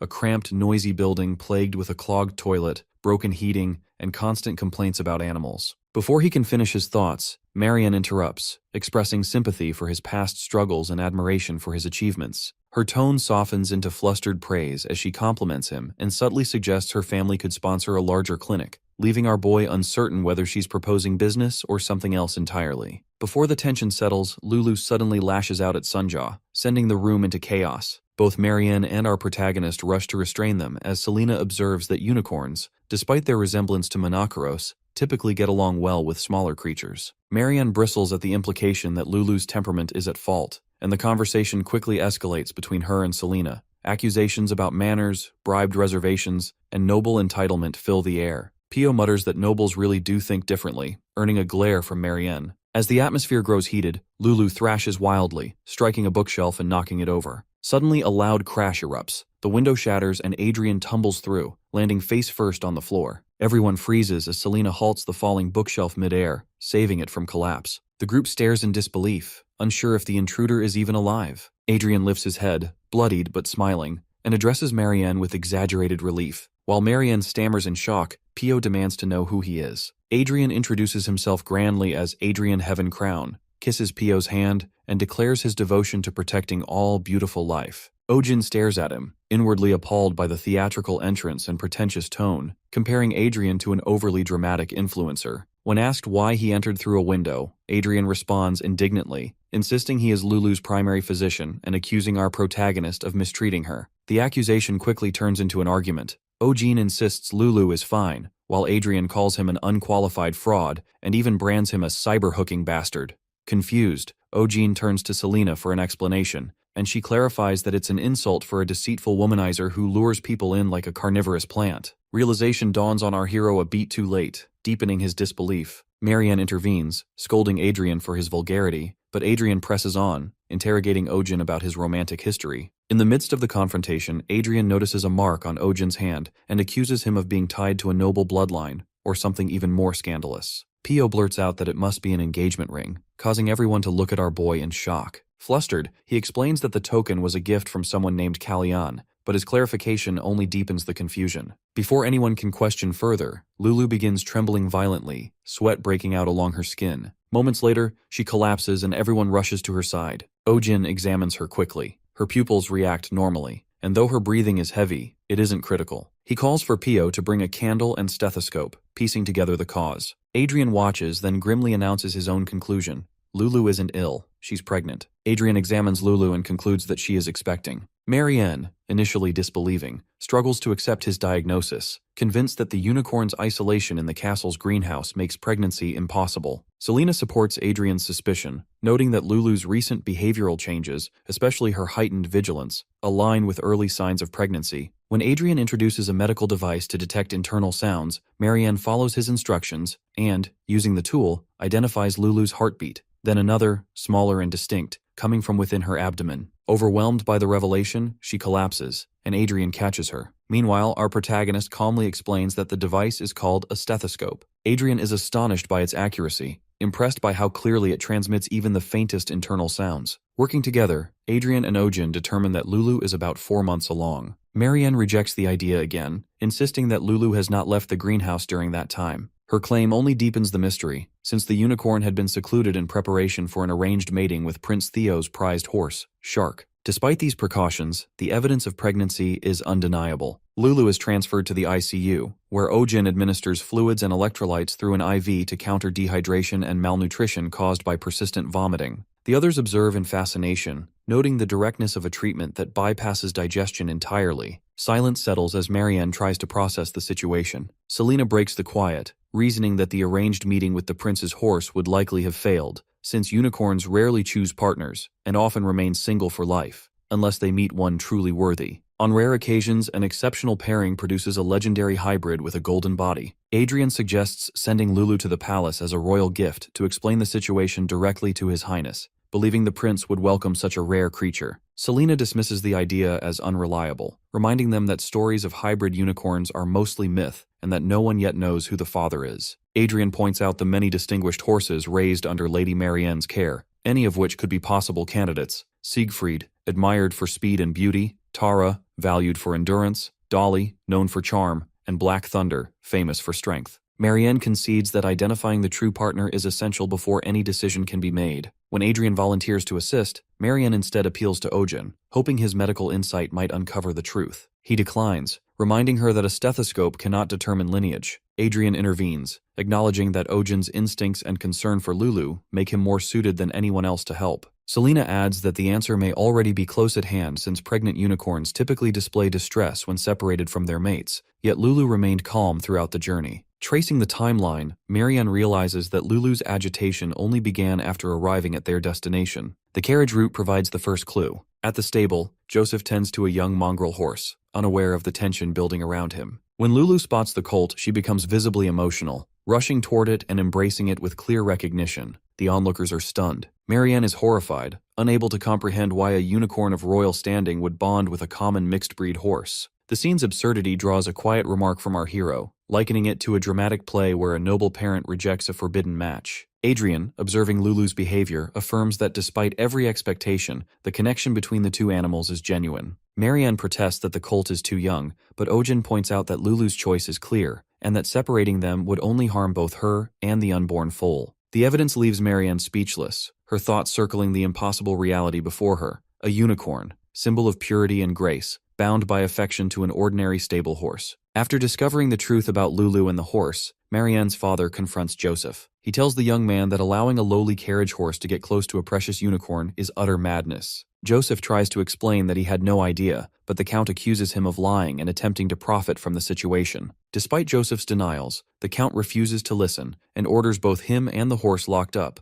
announcing that punishment will be delivered soon. The maids whisper among themselves, agreeing that the Count is being too cruel. Joseph did nothing wrong. They point out that no one can stop animals from being affectionate toward each other. The conversation turns to why Lulu was supposed to be sent to the royal palace, with some realizing she was likely meant as a bribe for the crown princess election at the end of the year. They mention Marianne's participation, and how Lulu could have lived in royal luxury if things had gone as planned, but instead ended up with a carriage horse. One maid comments that Lulu probably takes after her owner. Another hints that there's much people don't know about young Lady Marianne. Suddenly, one maid warns the others to be quiet. Just then, another maid rushes in to report that Lulu's condition has worsened. She started coughing blood. Marianne immediately hurries to Lulu's side and asks what's wrong. The maid explains that Lulu hasn't been able to eat due to morning sickness, and is now vomiting blood. She remembers Selena's warning. Pregnant unicorns become extremely anxious when separated from their partners, and Lulu's health has worsened because of it. The maid cautions that if this continues, the situation could become much more dire. Marianne asks when Ojin will arrive, and the maid replies that a message was sent in the morning, but he's delayed due to the distance. Determined, Marianne decides to find another doctor nearby and orders that the horse be brought to Lulu. The man leading the horse urges it to move faster, while the maids complain about the smell. They say that being locked up is no excuse, and that he should have been cleaned before meeting the young lady. The man insists it was urgent. Marianne silences them and instructs that the horse be sent in. The moment Lulu sees him, she immediately runs to him and presses herself close. Marianne orders warm water, saying she'll clean him herself. The maids are shocked, but she ignores their protests and also instructs them to prepare soup for Lulu. She begins cleaning the horse with a towel dipped in warm water, thinking that he's a heartless animal, yet unable to forget how her own parents once disapproved of her relationship with a merchant's son. She reflects that Lulu could have lived surrounded by luxury,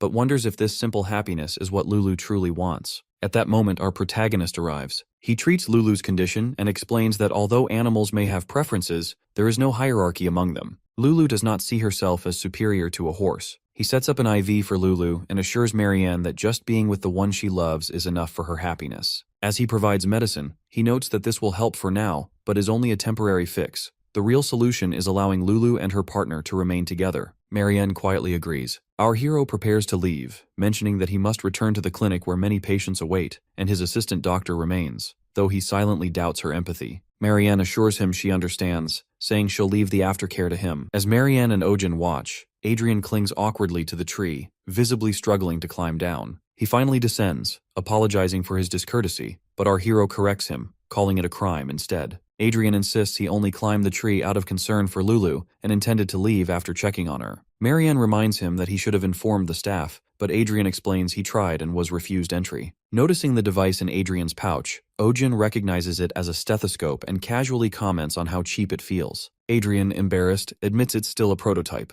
Our protagonist advises that a doctor should have proper tools, then prepares to leave, mentioning his busy patient schedule. Adrian watches him go, thinking that Ojin is a better person than he'd imagined, while our boy thinks the opposite, confirming to himself that Adrian is a strange man. Later that evening, Lulu begins eating on her own and regains some strength, bringing relief to Marianne. Adrian tells her that love and care are the best medicine and praises her for personally tending to Lulu. Marianne reflects that her stubbornness caused Lulu's suffering and admits she should have reunited them sooner, realizing she was perhaps jealous of her unicorn. She recalls how she was once as innocent as Lulu, but over time grew used to judging others by their status and wealth. Adrian remarks that all nobles are like that, but Marianne thinks back to her first love, remembering how she never cared about status, only the beauty in his eyes. She had given up on him for their mutual happiness, and now wonders aloud if she is truly happy. Adrian responds that first loves always end in heartbreak, and that such pain can blind a person to the love already near them. He suggests her true soulmate might already be close. Marianne feels confused, realizing too late what she had overlooked, and decides to withdraw from the princess selection. As Adrian listens, he secretly takes a small box from his pocket, feeling a rare opportunity forming in his heart. He places it before Marianne and starts to speak, but suddenly she declares that she will make her move on Ojin. Adrian freezes, uncertain he heard correctly, and asks for clarification in disbelief. Marianne continues, saying she would rather hold power herself than marry someone who already has it, leaving Adrian stunned. She ends the conversation by thanking him and saying she hopes they can remain good friends. Adrian feels crushed by her words and vows never to forgive Ojin. Back at the clinic, Pio sneezes and continues reading from a paper, informing Ojin that Kyo is being taken in as Lulu's companion and requesting him to become Lulu's personal doctor. The offer includes 10 times the usual payment, but our hero refuses, explaining he cannot leave the hospital due to his busy schedule, and Pio complains that the tartar won't come off even after an hour. Ojin examines the snake whose teeth are being cleaned, spots tartar buildup, and instructs Pio to spray saline and prepare anti-inflammatory medicine and cotton. While working, he discovers something lodged between the teeth and pulls out a small object. The pet's owner is overjoyed, revealing that the creature, Shamir, is a sacred beast once gifted to their family by the late king, and that it has just swallowed their heirloom. Our protagonist notes that some tartar still remains, and several teeth may need extraction,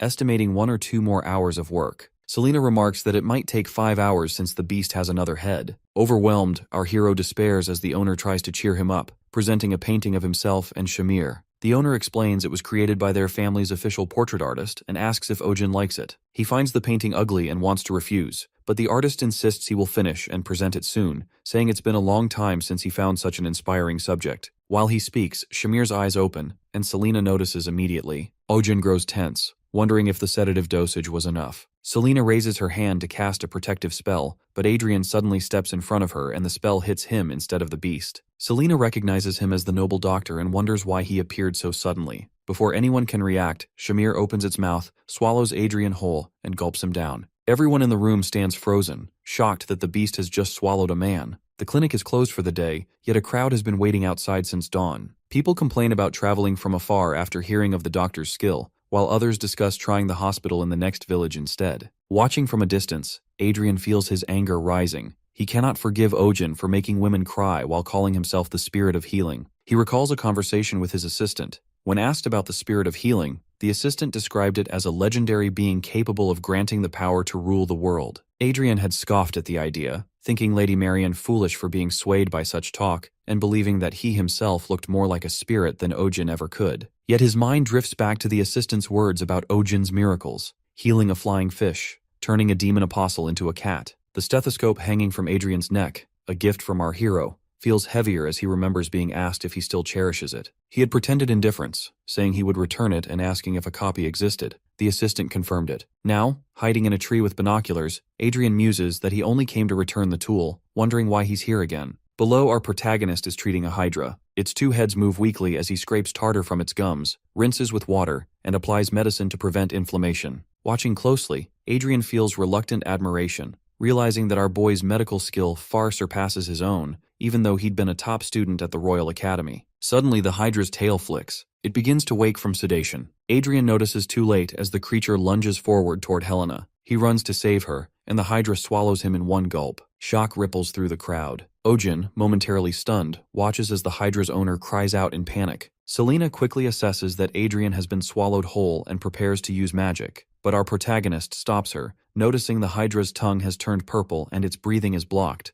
It has swallowed something too large. Drawing on a method they once practiced, Ojin and Selena move at once. On his count, Selena strikes the hydra sharply, forcing it to perform a Heimlich maneuver. The creature thrashes, and with another strong hit, Adrian is expelled, landing on the ground. The hydra's breathing steadies, and relief spreads among the owners, who praise our hero's medical skill. Our protagonist instructs Selena to check Adrian's condition. She confirms that he is alive but will remain unconscious for a while, due to the magic spell used on the Gemini Hydra. Ojin silently notes that Shamir's condition has also stabilized, though the earlier shock caused bruising on its abdomen. Selena applies ointment and finishes the dressing. Later in the evening, our boy guides the Hydra's owners to be more careful, reminding them that any accident where a pet swallows something is the owner's responsibility. They promise to be cautious, even joking that they'll make sure it never swallows a human again. A few days later, the Baron sends a painting titled The Great Rescue Operation as a gift. Our protagonist dismisses it as bizarre, only to learn that a statue of him saving Adrian from Shamir's mouth has also been made. He feels the world has gone mad. Meanwhile, Adrian remains asleep, unaware of it all, while Pio and Selena watch over him, waiting for him to wake. Adrian wakes up, confused about where he is and what happened. Memories begin to piece themselves together. He was spying on Ojin's clinic, saw the snake awaken, and jumped in to save Selena. The next thing he remembers is being swallowed whole. Inside the darkness, he thinks grimly that it's a fitting end for a vegetarian. If there's another life, maybe being reborn as a unicorn with a beautiful heroine wouldn't be so bad. Suddenly, pain courses through him. He wonders if this is what it feels like to be unborn, silently begging for it to stop. He coughs, and the sound pulls him back to reality. Selena stands beside him, noting that he's conscious now. Adrian, still dizzy, wonders if she's his owner. She tells him not to get up yet. The side effects of the magic will leave him dizzy and nauseous, so he should rest for 2 or 3 days. Adrian quietly agrees. Our protagonist enters with a steaming cup, instructing him to sit up for a moment. He explains that it's medicine for recovery, and insists Adrian drink it all. Adrian obliges, while Ojin mentions he even added some of Mandol's leaves to the brew. He also informs Adrian that Astrid Manor has already been contacted and that he can rest here for a few more days. Adrian protests, not wanting to impose,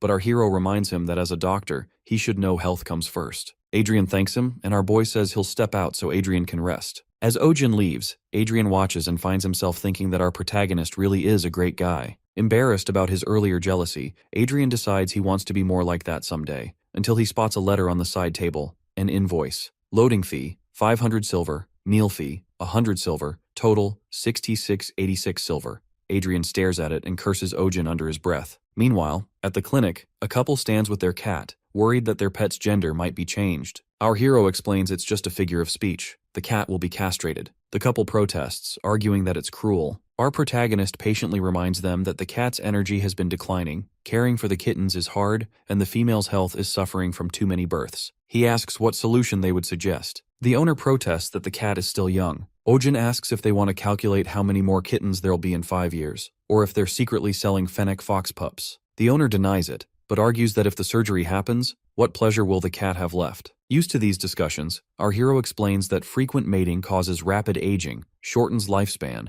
and lowers the quality of life for both pet and owner. The couple leaves teary-eyed. Pio assures them she'll help book a surgery date. After they go, our protagonist mutters about having to schedule it himself soon. He's tired of repeating the same advice every time. Pio tells him the next patient is her childhood friend's pet, and asks him to take good care of it. Ojin promises he will. A girl enters, holding a large chicken, and says they're here for a checkup. Our hero notes the bird's glossy feathers and remarks that it looks perfectly healthy. Pio adds that Pop is the biggest and healthiest among her friend's pets. The girl nods proudly. 20 minutes later, our hero finishes examining Pop and concludes the chicken is fit to compete in a prime chicken contest. The girl, still uneasy, mentions that Pop seems thinner lately, but Ojin determines it's not true weight loss. She recalls a seizure during Pop's sleep and worries it might be serious, but our protagonist concludes it was likely harmless restlessness. The girl adds that Pop's throat was sore the previous day, fearing infection. Pio reassures her that this is common. After a careful check, Ojin finds nothing abnormal, easing her concerns. Later, Pio runs in, alarmed. Pop has disappeared. Tyr explains she stopped by the bathroom before heading home, and in that moment, Pop vanished. Ojin orders all exits and windows sealed. Selena tells everyone in the waiting area to stay put because an animal is missing. Some patients complain that their pets get restless if confined too long. Sunja calms them as their pets begin to act up.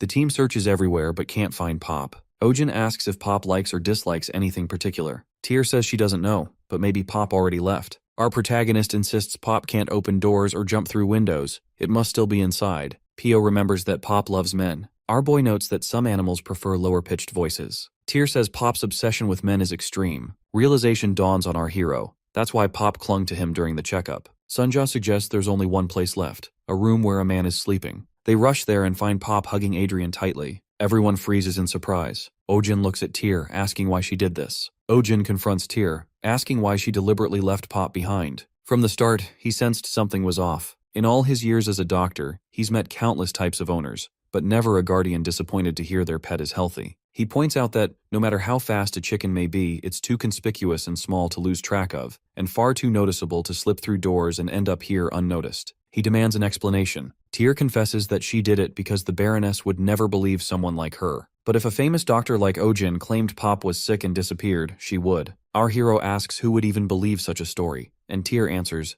Baroness. Desperation fills her voice as she begs Ojin to save her. If she tells the Baroness that Pop is healthy, he'll be hunted. A hunting competition is approaching, hosted by the House of Baroness alongside a banquet for an important guest, rumored to include Prince Theo himself. The Baroness, preparing for the event, plans to cook Pop for the feast. The room falls silent. Pio bursts out in disbelief, questioning why anyone would want to eat someone's pet, especially when the Baroness already owns several large fire chickens. Tyr explains that those chickens died last year from a contagious disease. Ojin remarks there must be other ingredients, yet the Baroness insists on Pop. Tyr goes on. Big fire chickens are prized for their vitality and fertility, creatures renowned for laying many eggs. Families seeking to strengthen their lineage often covet them, believing that consuming such a beast enhances vitality. Our protagonist bitterly observes that people everywhere are obsessed with stealing others' gifts through superstition. Tyr says the Baroness has long coveted Pop and now threatens to drive them from their farmland if they refuse. Pio, angered, declares that using someone's livelihood to steal a beloved pet is unforgivable. Tyr pleads again, begging Ojin to write a diagnosis claiming Pop has a contagious disease, assuring him that no one would dare touch the bird then.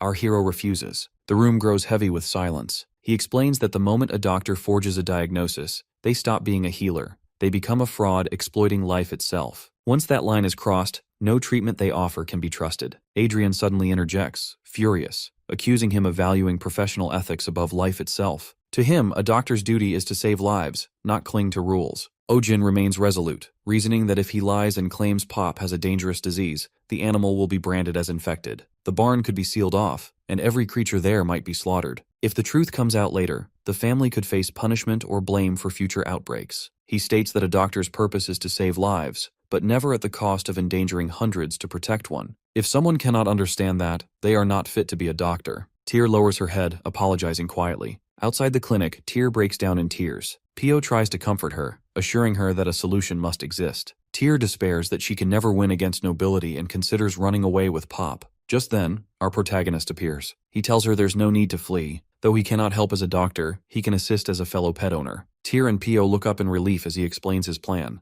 Ojin instructs Tyr to spread a rumor in the House of Baroness, and without turning, he calls out to the eavesdroppers nearby. He orders them to come out, especially Adrian, whom he assigns an important role. At the Clay's mansion, gossip fills the air. Guests discuss how Duke Astrid's daughter, Lady Marianne, has withdrawn from the prince consort selection, once considered a strong candidate. The Baroness listens with growing satisfaction, believing this is her daughter's chance to rise. She imagines the moment her daughter becomes the prince's chosen and sees it as revenge against every noble who once mocked them. The upcoming banquet, she thinks, will be the perfect stage to secure her daughter's future. Her plans are interrupted when Adrian appears at the entrance. The Baroness freezes, startled by his presence and captivated by his striking looks. As he approaches with composed grace, he requests to speak with her privately at the table. The Baroness, caught off guard, can only stare, wondering who this impossibly handsome stranger might be. The Baroness, seated beside Adrian, feels as though she is dreaming. Surrounded by admiring glances, she basks in the moment, barely able to believe she is conversing with such a handsome man at her own party. She asks if he graduated from the royal school, and, upon his confirmation, eagerly inquires whether he has met the royal family. Adrian replies that he has, mentioning that he saw Prince Theo often since they attended during the same period. The Baroness immediately takes mental notes, deciding she must update her home's interior to match the latest royal trends. Curious, she asks about the prince's eating habits. Adrian responds with gentle curiosity, wondering if she intends to serve him a meal. Embarrassed, she hesitates, but he reassures her, saying he understands the challenge of preparing a dish for royalty. He offers to introduce her to his regular merchant,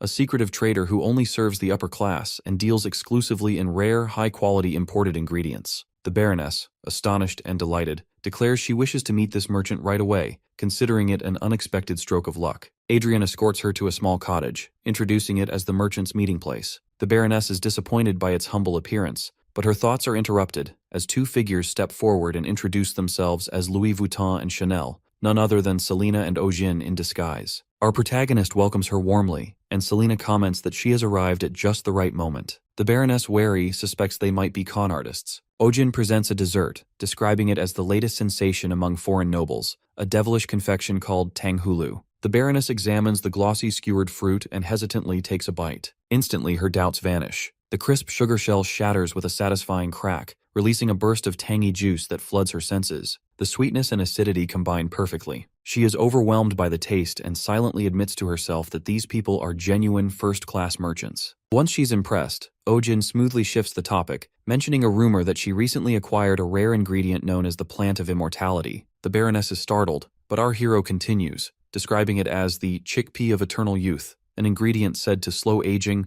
improve health, and even prevent ailments like constipation and hair loss. Enthralled, the Baroness demands to purchase them all, but Ojin explains that every batch is already reserved. Adrian insists that, as a regular customer, they should make an exception. Our boy hesitates, claiming the reserved stock is meant as a gift for the prince from another customer. The Baroness, alarmed, asks if that customer has a daughter of marriageable age. When our protagonist confirms, she realizes the rival's intent, to win the prince's favor through this rare delicacy. In desperation, she offers to pay 10 times the price. Ojin, feigning nobility, refuses to sell for money alone, claiming that their trade is guided by the pursuit of truth, love, health, and peace. Selina suppresses a sigh at his performance, while the Baroness feels ashamed for exposing her greed before such admirable people. Adrian intervenes again, suggesting that surely compassion requires selling the goods to someone in greater need. The Baroness looks at him, touched, while our hero reluctantly agrees to make an exception and sell the chickpeas. Before she leaves, Ojin warns her of a crucial precaution. The chickpeas, he claims, contain the mana of the great big fire chicken, the divine ancestor of all fire chickens. Therefore, anyone consuming them must avoid all chicken-related foods for a time, or else suffer reversed effects: rapid aging, disease, constipation, and hair loss. Though none of this is true, the Baroness is horrified. The thought of being unable to eat chicken torments her, but the fear of losing her youth is even worse. She decides to keep the beans and abide by the restriction. Adrian jokes about older men obsessed with vitality, and our protagonist plays along, mocking the superstition. The Baroness nervously agrees, calling the obsession with fire chicken outdated. Later, back at the clinic, the plan succeeds.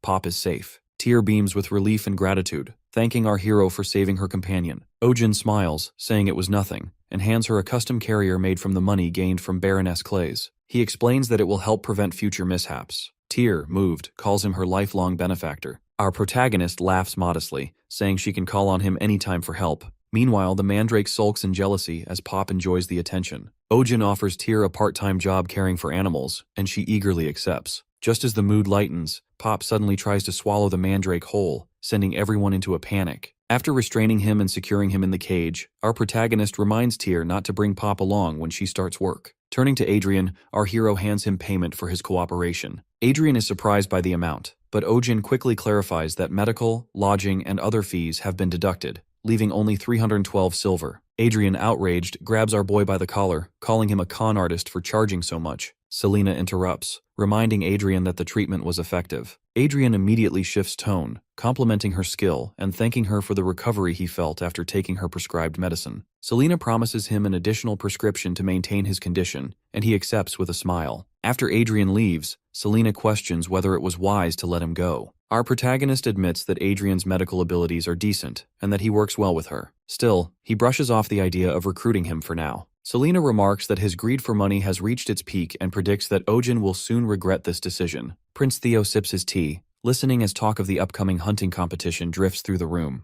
Baron Doyle kneels in apology, explaining that he has searched for an opportunity to secure the Monoceros, but the hospital is never empty. Theo scorns such half-measures and demands a bolder plan, to present Sunja the Monoceros proudly before everyone and seize power with its aid. He warns the Baron that failure will leave him in a perilous position. A sudden commotion interrupts. The Baron's pet, Magma, grows restless at feeding time and lunges for a dish of chickpeas brought in by a servant. The wolf devours them, prompting Theo to erupt in anger while the Baron bows and vows restitution, promising tenfold amends as he scrambles to appease the prince. Meanwhile, at Ojin's clinic, a recent surgical patient is recovering. The staff warn owners that accidents can happen as animals wake from anesthesia and caution them to watch closely. Tyr returns with concerns about Pop's younger sibling, Cheap, who is lethargic and coughing. Ojin examines Cheap, notes a mild cold with muscle weakness, prescribes daily medication, and urges careful care. When Tyr returns the next day reporting no improvement, and that her dog has now fallen ill too, Our protagonist recognizes the same symptoms across different species and decides to hospitalize both animals to prevent further spread. Within days, the pattern repeats. Animals from different households arrive with identical signs. Our hero realizes this is more than a simple cold and urgently instructs pet owners to cover their noses and mouths, avoid touching things with hands that have handled sick animals, and to wear gloves. He separates symptomatic animals to the second floor and keeps others on the first. Despite the symptoms being mild, medication brings no progress, and the disease is entirely indifferent to species. Selena warns that at this rate, the outbreak will soon become widespread. Her prediction proves true. The clinic overflows, with desperate owners pleading for care. Forced to turn some patients away, our protagonist watches as every nearby hospital reaches capacity. Lord Baron arrives in a panic about his indoor pet, Elizabeth, who, he insists, should not have contracted anything. A newly acquired turtle is revealed as the likely carrier. Baron inquires about nearby empty properties, and a vacant building in the back alley is offered as a temporary annex. Realizing the scale of the crisis, our hero accepts the loan and suddenly finds himself running a second facility alone, treating patients across 2 sites and wondering how he can possibly manage without another doctor. Over at Adrian's hospital, he notices an empty ward and asks why patients are scarce. His assistant explains that the town is facing an infectious outbreak and predicts a call for support. Soon after, a letter arrives from Ojin requesting aid. Bring spare medicines and equipment, with a curt offer of 2 gold per hour and a potential performance bonus. Adrian initially bristles at the tone, intent on burning the presumptuous letter, but then he sees a line mentioning Selena collapsing from overwork. Conscience overrides pride. Adrian announces he will leave until the war against the pandemic is over, reasoning that where disaster strikes, a doctor must go. His assistant falls silent, recognizing the gravity of the decision. The first epidemic sweeps across the land, prompting Pio to gather everyone inside the clinic and announce strict isolation measures. Any animal showing symptoms must be quarantined, and unnecessary outings are to be avoided. Questions arise about when each patient's cough began, and records quickly pile up. Adrian continues examining patients after 12 hours of non-stop work, noting swollen throats but, in some cases, ruling out the epidemic. Selena is buried in 26 hours of drug testing, while our protagonist tends to a weak rabbit after 18 hours of continuous treatment, gently finishing the checkup as exhaustion weighs on the entire staff. Schwein arrives with Max, reporting that 2 more cases have appeared among the hunting dogs scheduled for the upcoming competition. The inpatient ward overflows, and Tyr informs our boy there's no more room. Still, Ojin insists on finding space and continues searching for a cure, assuring everyone that they will do their best. Schwein thanks him, while Adrian questions why they keep admitting patients beyond capacity. Our hero answers through his actions, unwilling to turn anyone away. Pio reports that some guardians are demanding to discharge their pets, thinking mild coughing is harmless. Ojin rejects the idea, explaining that neglect could lead to irreversible damage, especially for working animals like hunting dogs, which would be abandoned if they lose their value. He firmly believes all animals deserve equal care, regardless of their usefulness. Late into the night, our protagonist experiments with antibiotics infused with dragon's power, but all attempts fail. Meanwhile, Selena warns him to stop before overusing the dragon's energy strains his heart. He blames mana instability, and even considers learning alternative medicine. Selena points out that he hasn't slept in 3 days before knocking him unconscious for a forced rest. 5 hours later, Ojin wakes in a daze, being fed by Tyr with fresh food. He realizes the egg is from Pop, a healthy chicken who hasn't caught the epidemic. Tyr mentions that both Pop and Sunja are fine despite exposure. Suddenly, our hero connects the dots, running through every possible shared trait, diet, blood type, temperament, until his eyes fix on Sunja, who is being spat on by the mandrake, just as the mandrake spat on Pop. That's why Sunja and Pop didn't develop the infection. Using a sample of mandrake saliva mixed with that of an infected animal, Ojin observes the gray experimental leaves turn green, confirming a cure. The clinic erupts in relief as our protagonist and the team praise the mandrake for saving countless lives. Now comes the issue of mass production. The team debates methods, pressing, diluting, but Selena prepares a sweet nutrient drink mixed with diuretics. The mandrake gulps it eagerly, saliva dripping from its leaves in abundance. Ojin marvels at how quickly they can now collect the essence and begin synthesizing the medicine. By morning, the epidemic subsides. Max's cough fades and his strength returns. Our boy feels deep relief while administering the final vaccine doses. As he finishes the last prescription, heavy knocks thunder against the clinic door. Voices from outside announce that Lord Baron has arrived and demand our hero's arrest. Baron arrives at the clinic with his men, drawing a confused crowd that murmurs questions about the scene.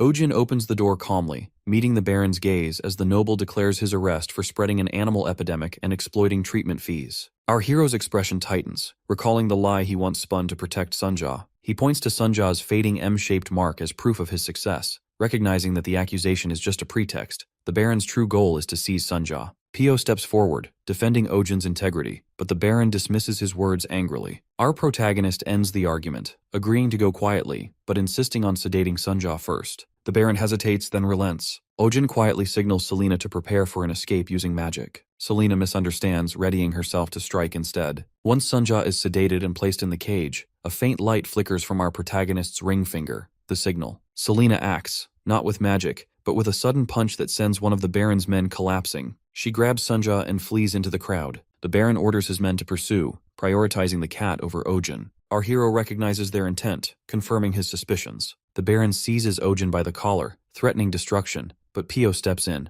refusing to let the clinic be damaged. Adrian moves forward to shield Pio, forcing the Baron to withdraw under the watchful eyes of the onlookers. The men take Ojin away. Our boy entrusts the clinic to Pio and Adrian, hoping that Selena can keep Sunja safe. Rumors soon ripple through the city that Ojin, once the hero who fought the Monoceros, is responsible for the epidemic. The Baron announces a public trial, drawing attention from every corner. In prison, our protagonist rests briefly after days of exhaustion, until the Baron and his wolves arrive. The Baron demands the location of the cat and the elf. Ojin remains silent, inwardly relieved, knowing that Selena and Sunja have escaped. The Baron threatens violence, gesturing toward his growling wolves. Our hero observes Magma trembling, his posture uneven and signs of pain clear. He examines the wolf briefly, noting blood in the urine and lethargy. Diagnosis reveals a severe hernia, neglected for far too long. Ojin concludes that immediate surgery is necessary to save the animal's life. Outside the mansion, Selena hides with Sunja, who grows increasingly restless. Selena steadies her grip, whispering reassurance with quiet determination that our hero is still unharmed. Ojin diagnoses Magma with a hernia and immediately orders the wolf to be moved to a clean room for emergency surgery. He directs the preparation of tools, medicine, and anesthesia, maintaining a calm authority as the procedure begins. Once anesthesia has taken effect and the area is disinfected, our hero starts the operation with steady precision. The Baron stands nearby, watching anxiously, while a servant hands over a protective apron and gloves to minimize infection risk. Throughout the surgery, our protagonist keeps tight control, requesting temperature checks, timing the next dose of anesthesia, and insisting on proper sterilization of each instrument. The Baron grows tense, unsure whether to trust Ojin's judgment, and outside the room, he finds himself questioning the diagnosis, until a memory surfaces of Magma's mother, who died with similar symptoms. Staring at her portrait, realization dawns that she too suffered from the same condition. Meanwhile, in the Baron's office, petitions demanding Ojin's release begin to pile up. Among them is a letter from Lady Marianne Astrid's family, threatening to report the Baron's false accusations to the king unless our protagonist is freed. Servants voice their outrage, alarmed by the mounting backlash. The surgery concludes successfully. The Baron rushes to see his companion breathing steadily as Ojin calmly explains the regimen. A week of medication and a future appointment for suture removal. Finally, exhaustion overtakes our hero, and he collapses onto a nearby sofa, succumbing to sleep after days of relentless work. The Baron notices the raw marks left by handcuffs on Ojin's wrists and quietly instructs that they not be used again. Back in prison, our protagonist drifts into a dream. He finds himself surrounded by the warmth of home. His parents' voices echo faintly. His mother frets that his clinic must be struggling again, while his father laments his stubbornness, recalling how Ojin rejected medical school to become a veterinarian. He questions what's so noble about tending to animals, yet our hero, in the dream, feels only peace. An animal appears, pressing against him, something between a cat and a lion, warm and comforting. Elsewhere, Theo confronts the Baron about the missing Monoceros. The Baron reports that it was taken by the Etherian Order, revealing that Selena was an agent of theirs. Reports confirm her involvement with suspicious groups of elves.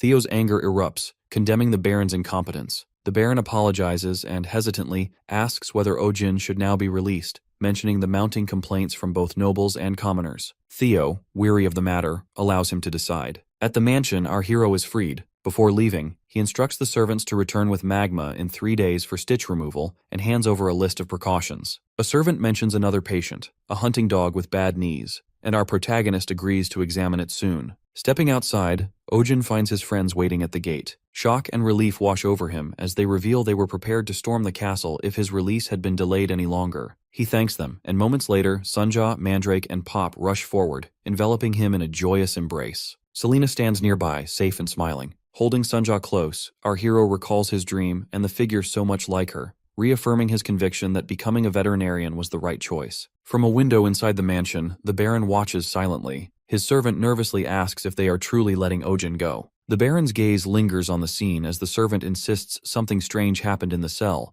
Monochorus was seen licking the doctor's face before vanishing. The Baron brushes off the claim, though inwardly his thoughts betray a deep uncertainty, declaring Ojin the winner of their conflict. Days later, a sealed envelope arrives at the Baron's desk, a detailed surgical bill from our hero. Reading it, the Baron grips the paper with white knuckles, swearing never to forgive him. In the morning, Adrian arrives at the clinic, greeting Selina as he presents the herbs she requested earlier. Ojin, watching from afar, wonders why Adrian has returned yet again. Selina examines the bundle, surprised that such rare herbs were found out of season. Adrian, confident, declares that nothing is beyond his reach. She hands him another list, which he accepts eagerly. As Selina inspects the supplies, Adrian comments on their excellent quality, especially praising a sprig of Spincha, only to realize it has vanished from his hand. The culprit is Bloop, the small blob creature now chewing on the herb. Adrian scolds it and reaches out to retrieve the plant, but Bloop bites his finger, splits into three, and smacks him across the face. Glaring, Adrian mutters that creatures truly resemble their owners, and every animal raised by our hero has a bad temper. Selina corrects him, declaring Bloop as her child, which prompts Adrian to remark that no wonder it has such fine taste in herbs.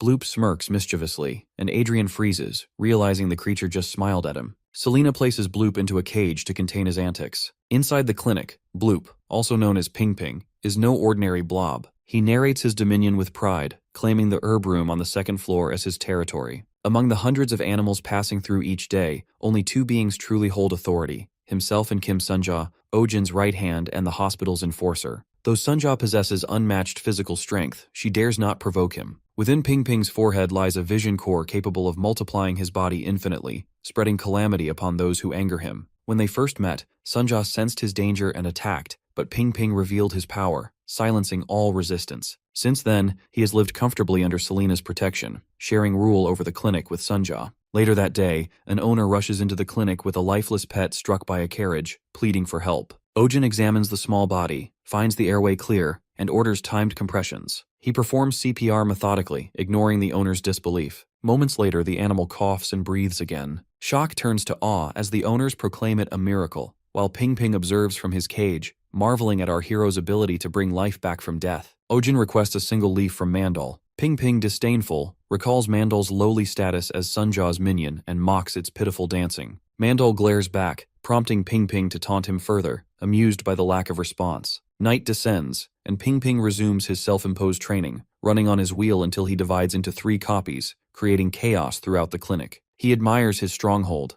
a cozy setup gifted by our protagonist as a sign of loyalty, perfectly positioned for temperature and humidity. His satisfaction turns to fury when he discovers his stronghold damaged beyond recognition. He immediately suspects Mandal, who smirks from a distance. Rage flares as Ping Ping accuses him of defiance. Mandal, empowered by recent medicinal herb enhancements, stands his ground. Ping Ping mocks him for daring to challenge his superior, then launches an attack. Mandal dodges and Ping Ping crashes backward. Assessing his opponent, Ping Ping notes the improvement in Mandal's body and resilience, but reminds him that without his pot, he is nothing, a plant doomed to wither. With a swift blow, Ping Ping shatters Mandal's pot, sending him to the floor in despair. Declaring dominance, Ping Ping demands that he kneel. Mandal glares up, desperate and furious, preparing his secret weapon, a sonic shriek capable of rupturing eardrums. Ping Ping senses danger, tries to cover his ears, and realizes his stubby arms cannot reach them. The attack fails, producing only a weak, trembling sound. Ping Ping mocks Mandal's silence, satisfied at his opponent's downfall. Moments later, our hero enters, drawn by the commotion. He surveys the mess and the fallen Mandal with his broken pot, immediately understanding what happened. Kneeling beside the crying plant, he soothes it gently, assuring it will be fine. Lifting the fragments of the pot, Ojin smiles faintly and decides it's time to repot Mandal once again. After receiving an excess of supergrowth serum,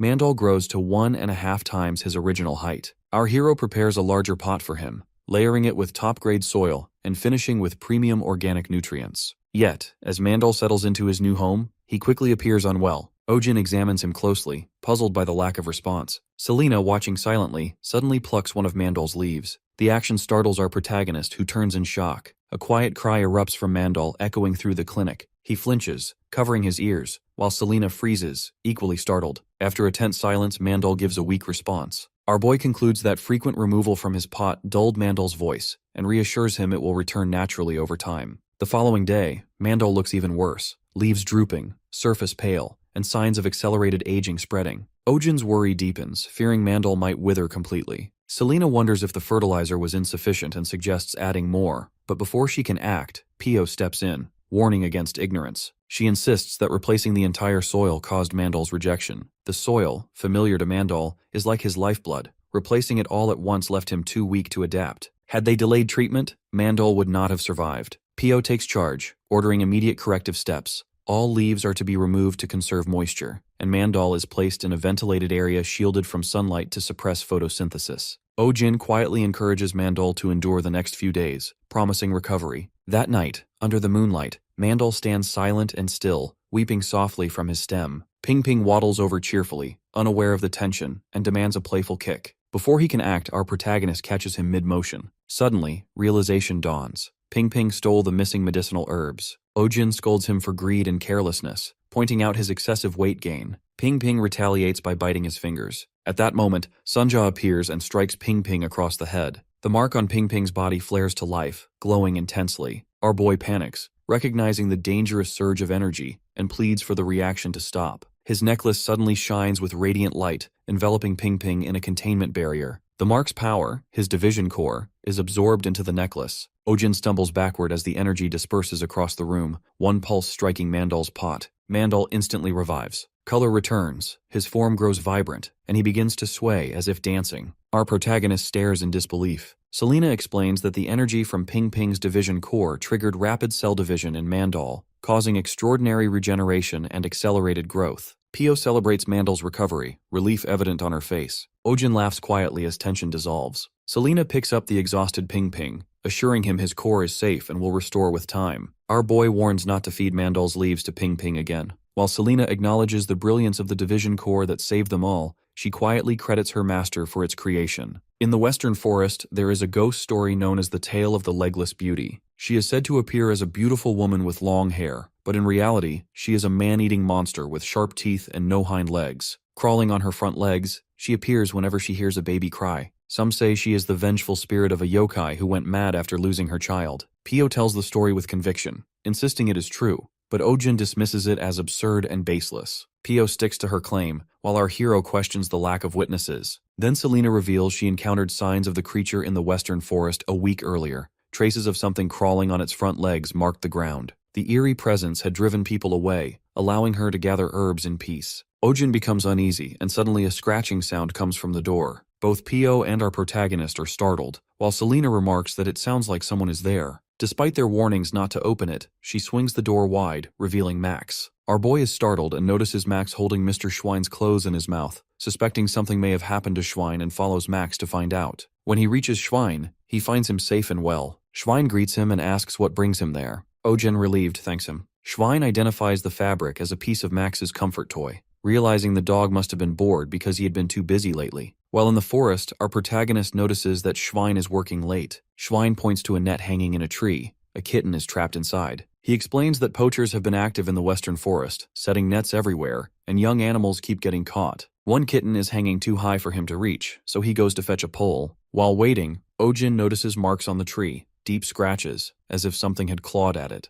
Schwein also observes that the footprints around the tree are strange, resembling those of a creature crawling only on its front legs. Both grow uneasy, remembering the ghost story. Suddenly they hear the sound of crying. Our hero asks Schwein to stop making that noise, admitting he hates things like this. Schwein denies it, but the crying sound grows closer. Then a figure appears, and both freeze, fearing the legless monster has come. Instead, it is a fox. Ojin notices its hind legs are injured, explaining the dragging footprints. The trapped kitten continues to cry from above, and the fox barks at it, clawing at the tree. Our protagonist realizes the fox is reacting to the cries and suspects it plans to eat the kitten. The crying continues, and the net begins to shake. Suddenly the cage falls. Ojin rushes forward, catching it just in time. Relieved, he looks inside and sees that it is not a kitten, but a fox cub, and it is already dead. A sound behind our protagonist makes him turn. The large fox stands there, preparing to attack. Ojin realizes he let his guard down. Suddenly, Selena appears and shoots the fox with a tranquilizer. The animal collapses, unconscious. Selena checks our hero for injuries and finds him unharmed. She had arrived just moments earlier, drawn by curiosity about the rumored creature, which has now revealed itself as a celestial fox. Ojin examines the fox closely, confirming its identity and noting numerous wounds across its body, including gunshot injuries on the hind legs. Selena inspects it as well, observing that it must have given birth recently.